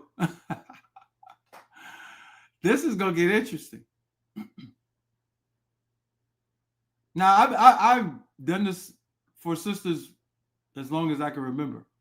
But I need you to understand the quality of what's here. Because now I'm about to go into some upper echelon discussion.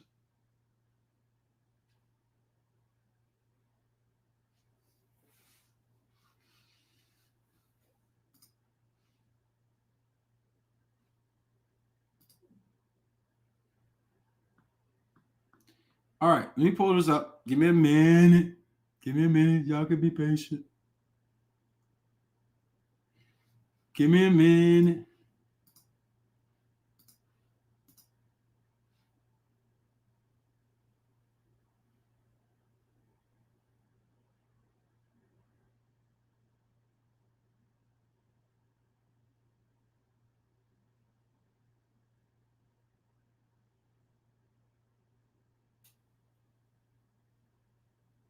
I just want you to see this. Yeah, gotta see this. All right, here we go.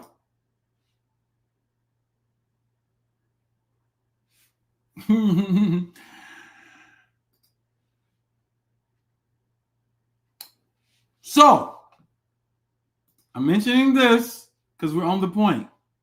That's all. Don't get upset.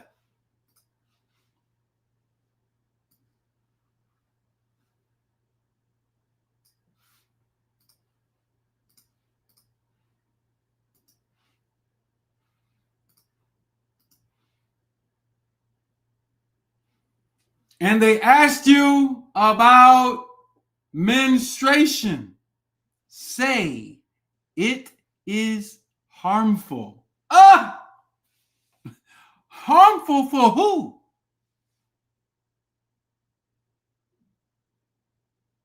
So keep away from women during menstruation. Listen.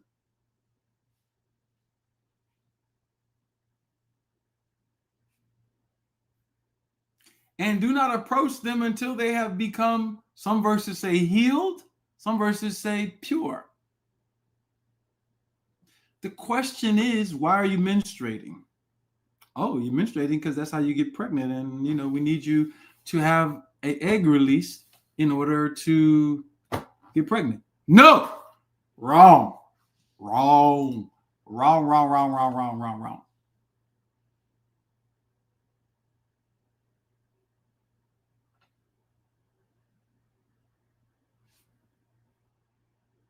Wrong, wrong, wrong, wrong, wrong, wrong, wrong, wrong, wrong. Ovulation and menstruation are not the same thing. in the sense of a releasing of an egg. They can go together, but you can have one without the other. Either way.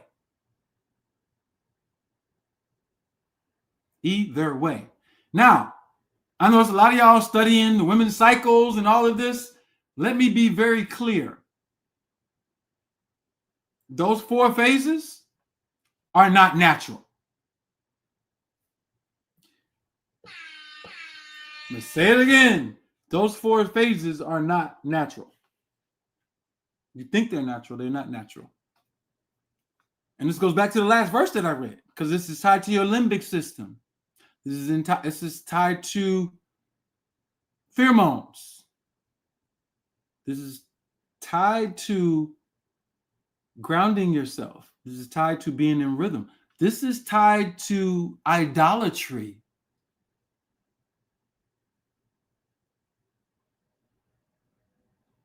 When a woman is healthy, she does not ovulate until she is in the presence of her man.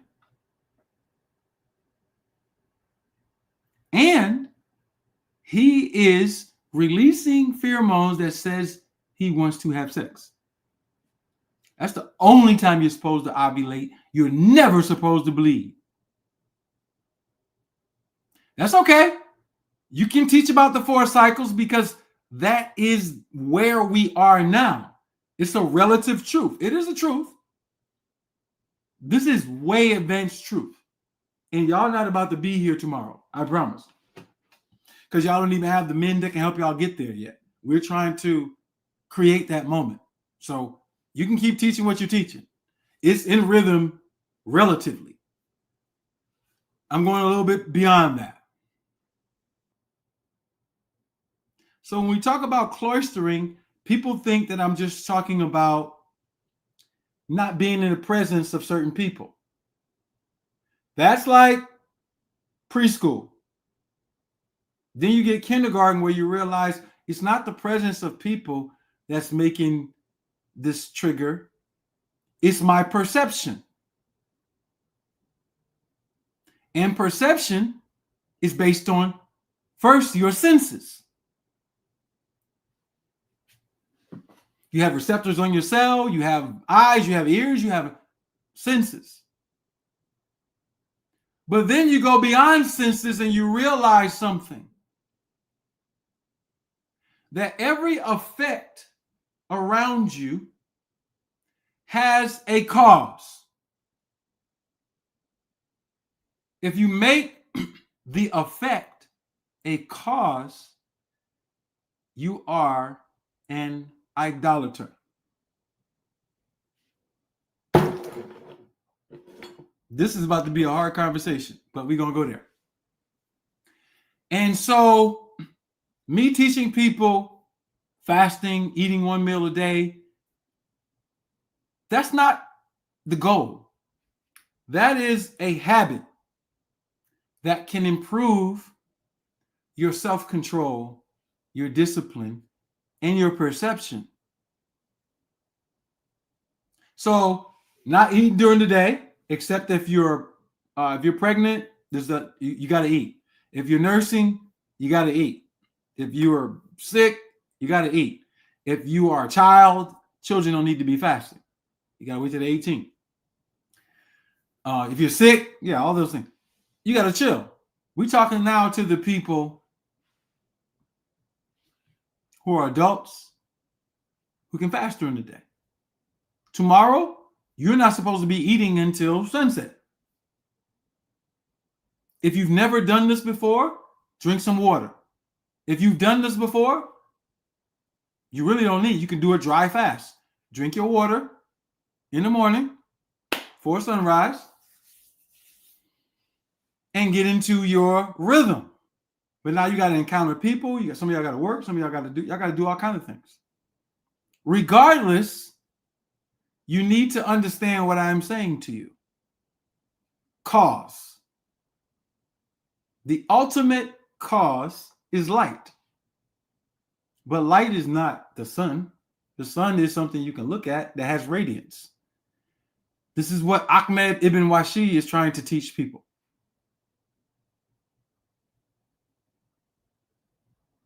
This is what all the ancients who had awareness is trying to teach you.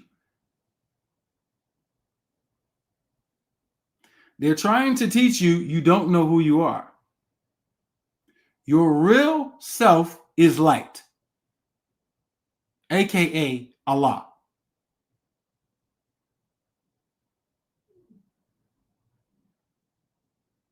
During the day, if you're a healthy adult, you're not supposed to eat or drink anything, except for, if you're new to this, drinking water. We're getting on circadian rhythm now. You want to feed what? Your senses. So you want some cacao during the day. You can have it if you want to. I can't tell you what to do. I'm just recommending what establishes discipline, and you paying attention to whether or not what we're calling the material plane has control over you. Because if it does, you are an idolater. It doesn't mean that you can't enjoy physical creation, because we are literally self-created beings. We came here to have lots of fun here. But there's some things you need to learn about yourself. And fasting begins to teach you that. Or correcting the way you talk to people. That any form of discipline starts to show you whether or not you're coherent in rhythm. Doesn't mean you can't cuss a nigga out, because that might be the right moment to do. The Quran is very clear on that. Retaliation is lawful.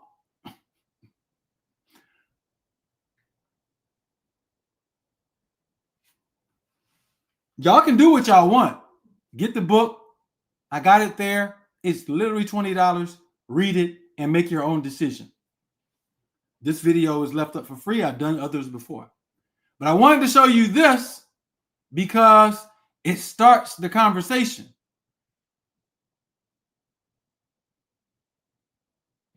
And what is the conversation?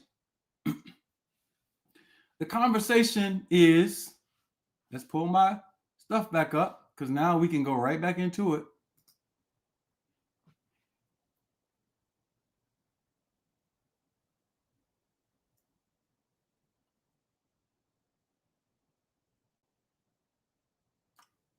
Let's pull this up.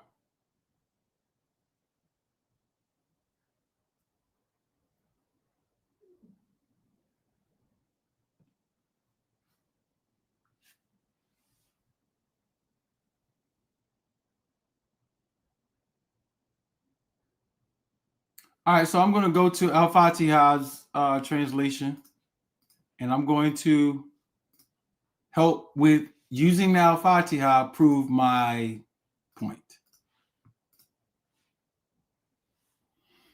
Here we go. Bismillah ar-Rahman ar-Rahim. Bismillah means in the nature. Bismi. Be in ismi, the name or the nature and the power.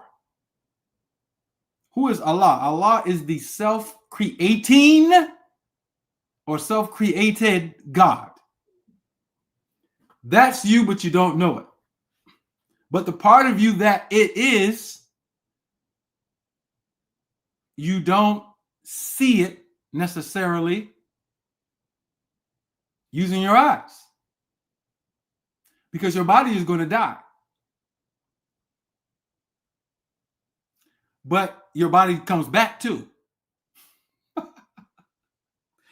Here's where it gets hot. The master of self-awareness, the perceiver of all truth. Al-Rahman Al-Rahim. Ruh. Now, here's where we start translating. You've heard the term Ruh. Allah gave Adam, it's Ruh. Ruh. Ruh does not mean,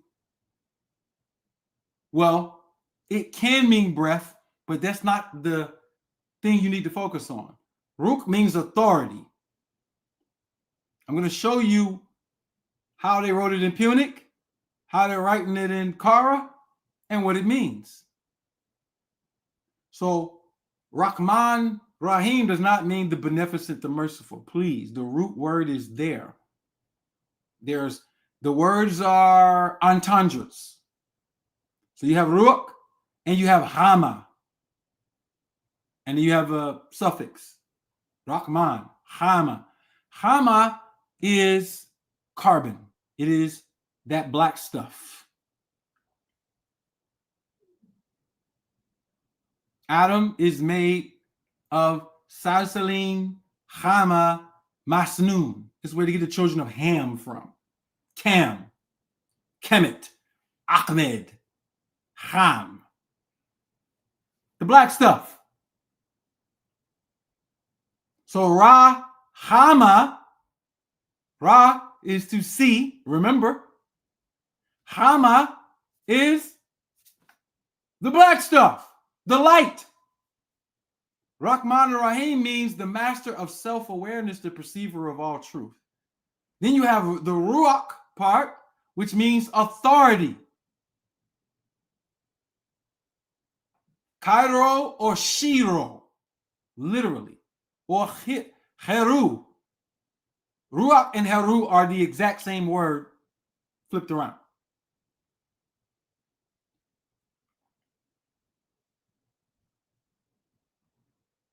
As a matter of fact, the name of the ruler of the Holy Roman Moorish Empire, Arkan. Arkan is the same word as Ruach.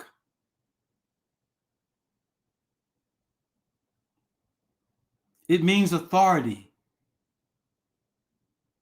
So in the nature and power of the self-created God, the masculine, the authority over the masculine and the authority over the feminine.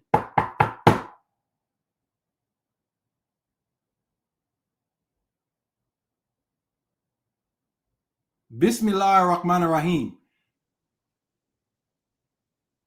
Alhamdulillah. I told you what that meant. Alhamd. Hamid. The land. The land represents security. It represents grounding. It also represents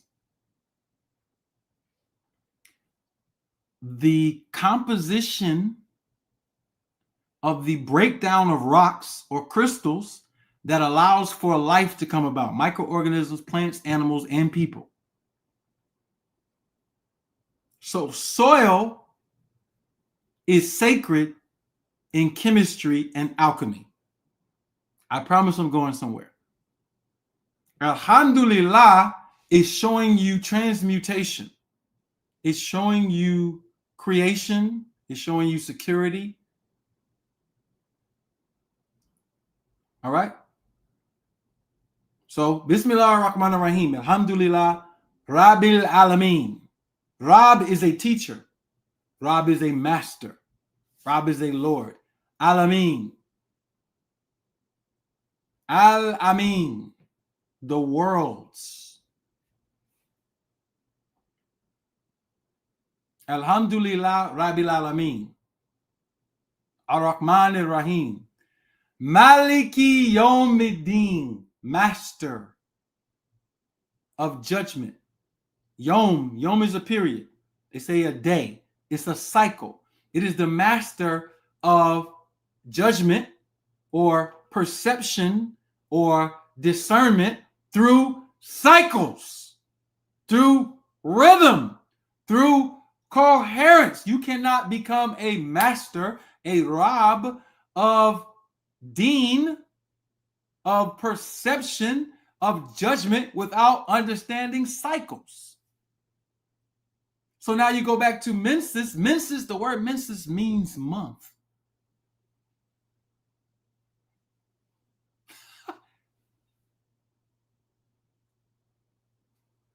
Women always say, my cycle, but they're talking about bleeding. Think about this. They're talking about a harmful cycle.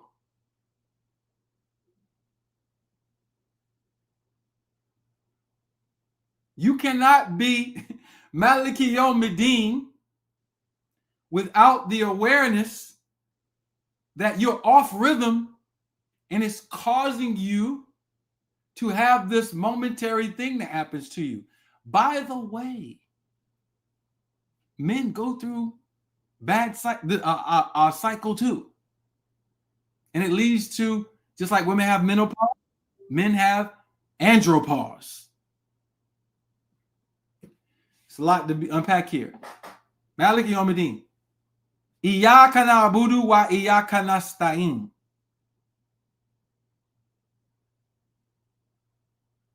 Ihdina sirat al-mustaqim. Ihdina, guide us.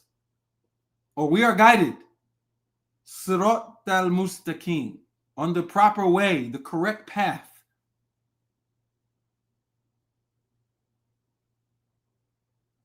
Y'all see where we're going with this? Ihdina sirat al-mustaqim. Sirat al-ladina an'amta alayhim. An'am, the way of those who have divine laws bestowed upon them. They know the laws. The laws are 8. Go to Surah 69. It'll tell you right there. Go to Surah 39:6. It'll tell you right there.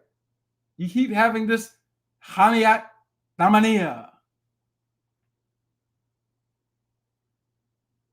Or just Tamaniya. The 8. The great 8. What are the great 8?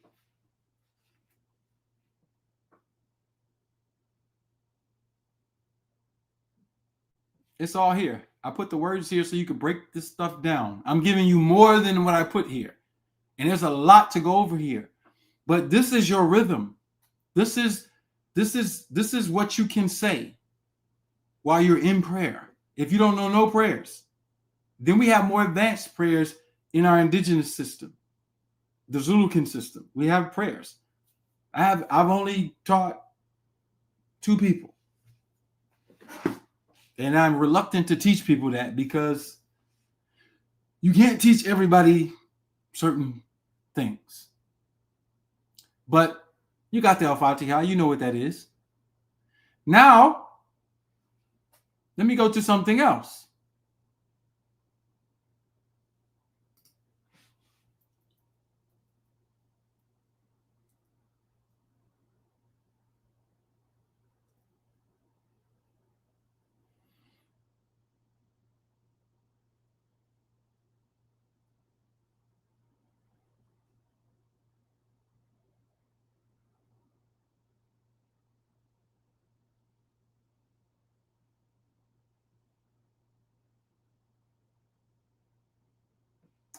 Let me stop this. My bad. I want to go to, because I'm about to get off of here. I've been on here long enough. I'm gonna sum this. I want to get a nice little summary, and then we're going to get up out of here. I want to go to page 45.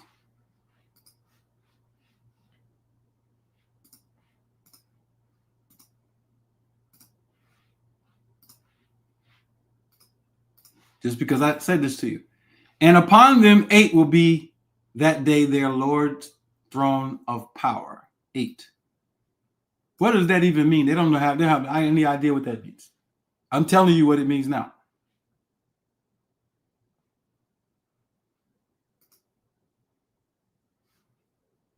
Eight pairs. Thamaniya Azwaj. All right. So let's go through this. I'm not going to go through all the chemistry, but I want to show you how deep Ahmed ibn Washi is and Abd al-Malik. Al-Hadid is the 57th surah. It's called iron.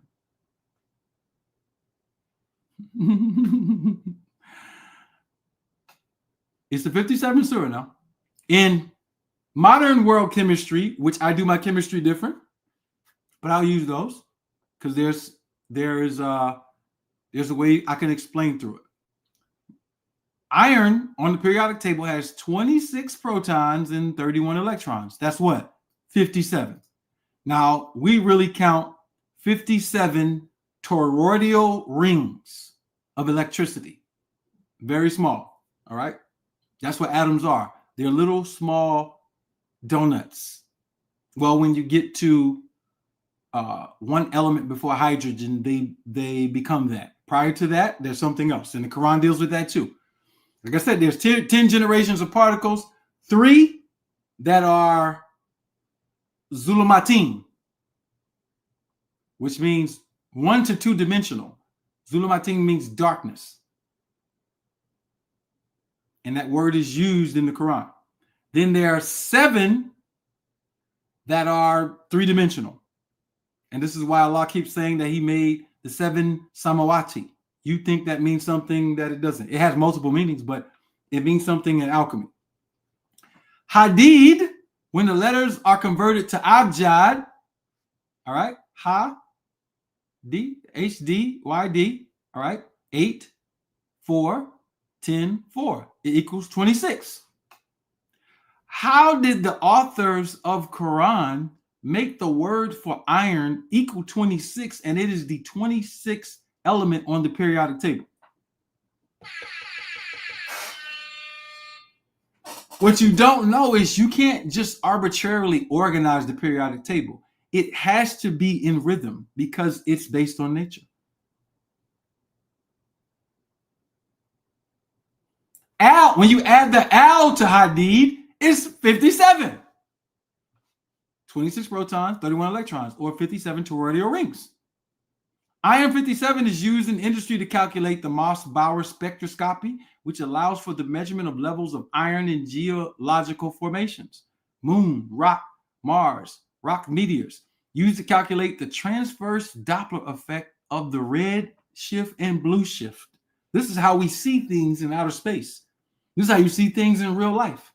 As a matter of fact, carbon has 6 red rings and 6 blue rings that are toroidal that make a sphere and an incandescent shine to it with a backdrop of blackness. That's red, white, and blue.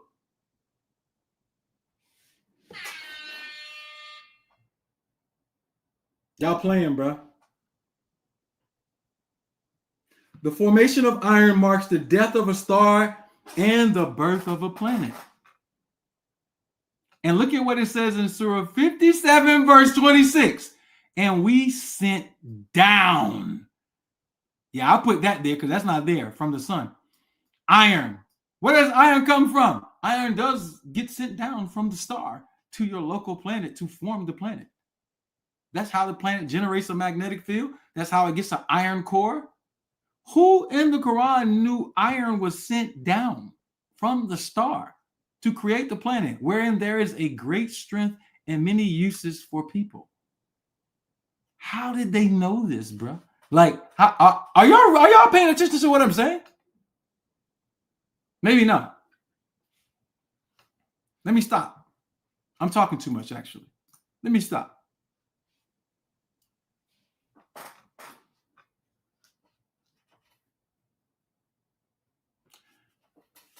Y'all need to understand something.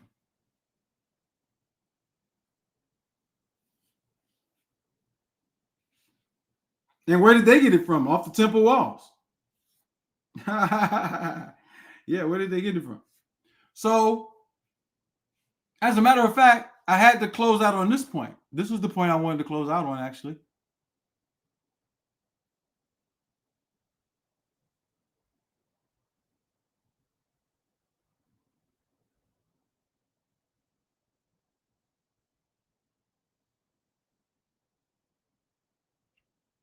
It's about to get hot.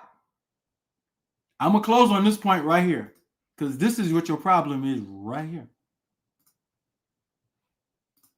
This is all of our problems right here. Let's go back to the book.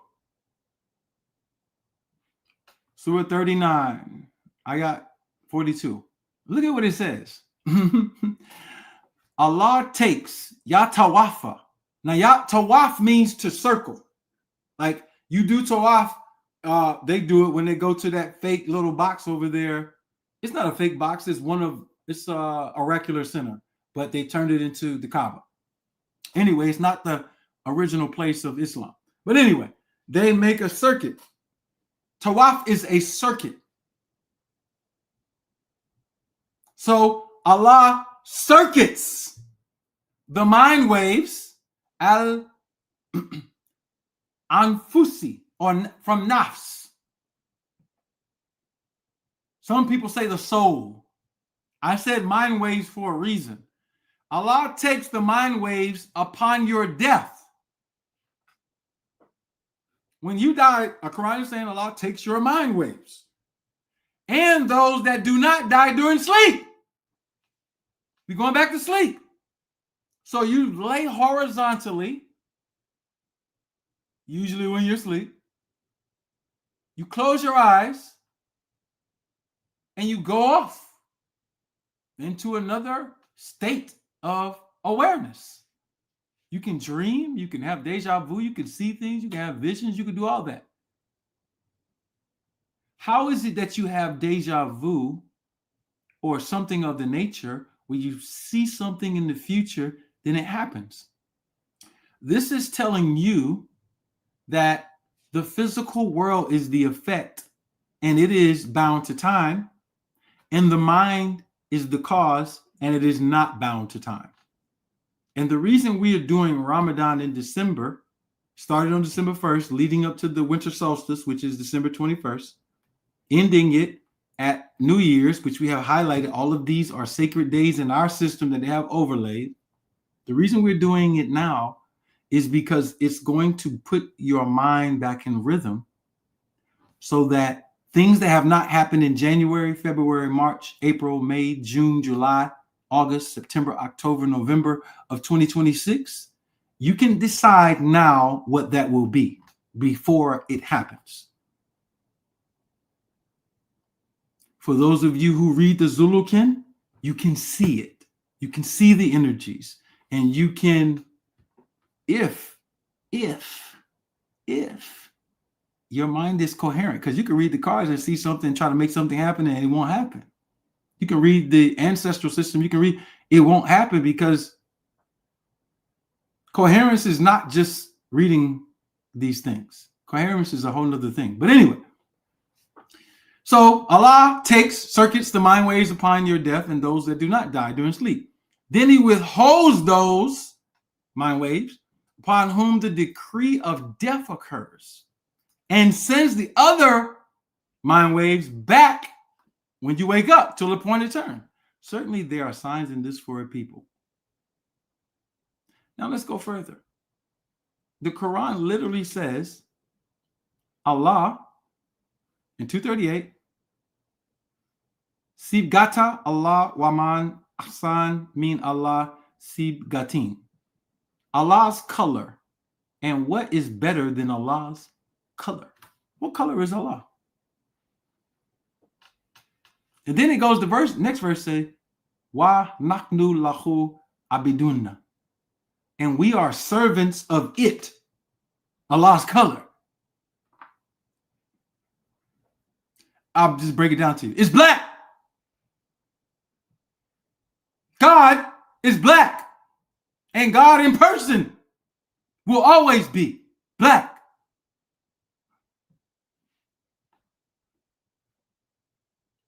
No, let's keep going, because now we gotta pay for our lack of awareness. Keep going. Keep going. Keep going. We're not done. Surah 228. This is the traditional translation. How can you deny Allah and you are without life and he gave you life? Again, he will cause you to die and again bring you to life. Then you shall be brought back to him. This is my translation. How can you deny the light and you were without manifest life and it gave you manifest life? Again, the light will cause you to lose manifest life and again bring you to manifest life. Then you will be circuited back to Allah. Okay, here we go. I'm done with this now. Let me come off of this. You see, this is not even a thesis. I'll say to you it's a thesis, but this is real. If you know transmutation, you never get away. Now, I never like to talk about the hereafter because people are spooky and their idea of the hereafter is spooky. They think that they think that, I want to say this right.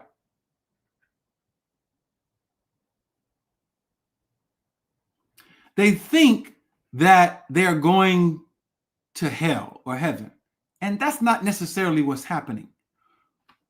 This form that we're in is an effect of your mind. When you die, as you perceive it, the body is gone. You don't die. You are in a hyperdimensional dream state based on the life of coherence or non-coherence that you live into you incarnate again. And two things are going to happen in that hyperdimensional state. You ever had a real good dream or a real bad dream? Imagine living your life as a fucked up person and going into hyperdimensional space and having a nightmare that you cannot wake up from.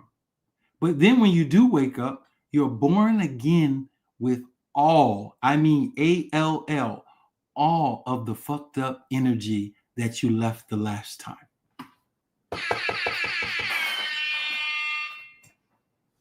Then imagine living a life of peace, of purpose, and going into hyperdimensional space and having a dream that feels like you feel when you're high. And when you come back the dopest motherfucker ever, every time. So what we're saying is, when you leave here, the physical plane, that is the effect of the mind, you come back, same body. Let me stop. I can't teach this unless I teach other things. But it's all in the Quran. It's in your Quran, but you're misunderstanding it. You think you're gonna be on raised couches, drinking grapes or whatever. What they were trying to project to you is that you are immortal. No, it doesn't just repeat every day. You're missing the point. I promise. Yeah, we go to sleep and we wake back up, and that's a resurrection. I'm talking about something way more complex. I'm telling you why you need to be a peaceful person. See, you got the spooky people. There's no time. Time is something we created. There is time. Time is real. We made time. We made time for a reason, but it's how we use it. Everything is our tool.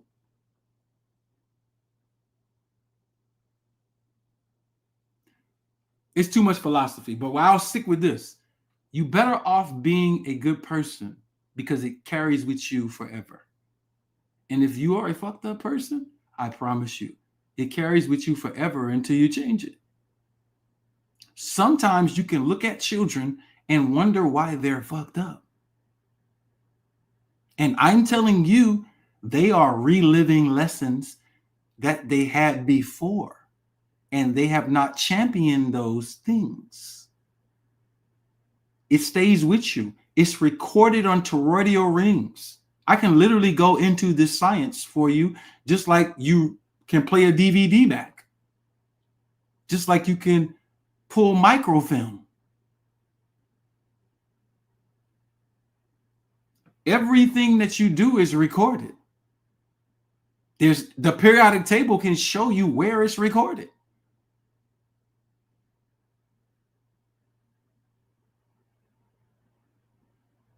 It's way beyond generational curses. It is recognizing your divinity and living in it or not. And everybody gets the opportunity in their lifetime to be a better person. What you have before you now is tomorrow you get a celestial moment to start so that you can fast, breathe, calm, reset yourself for the next year.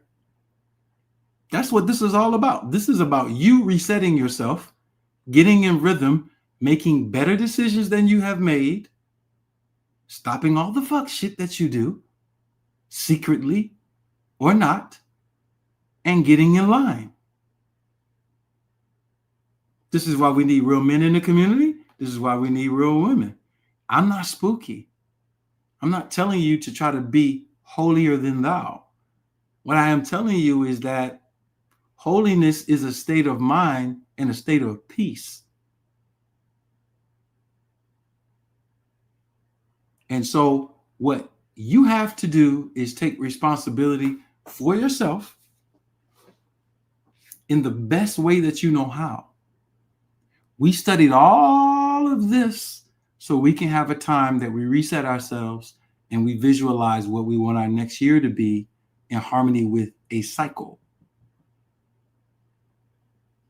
Go back and watch this video. It's 2 hours and 20 some odd minutes. Study it.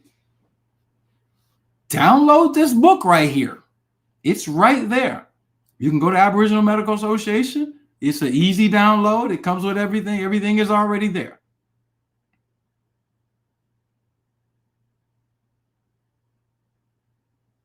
If we want to fix humanity, you got to fix yourself. I'm done. Peace.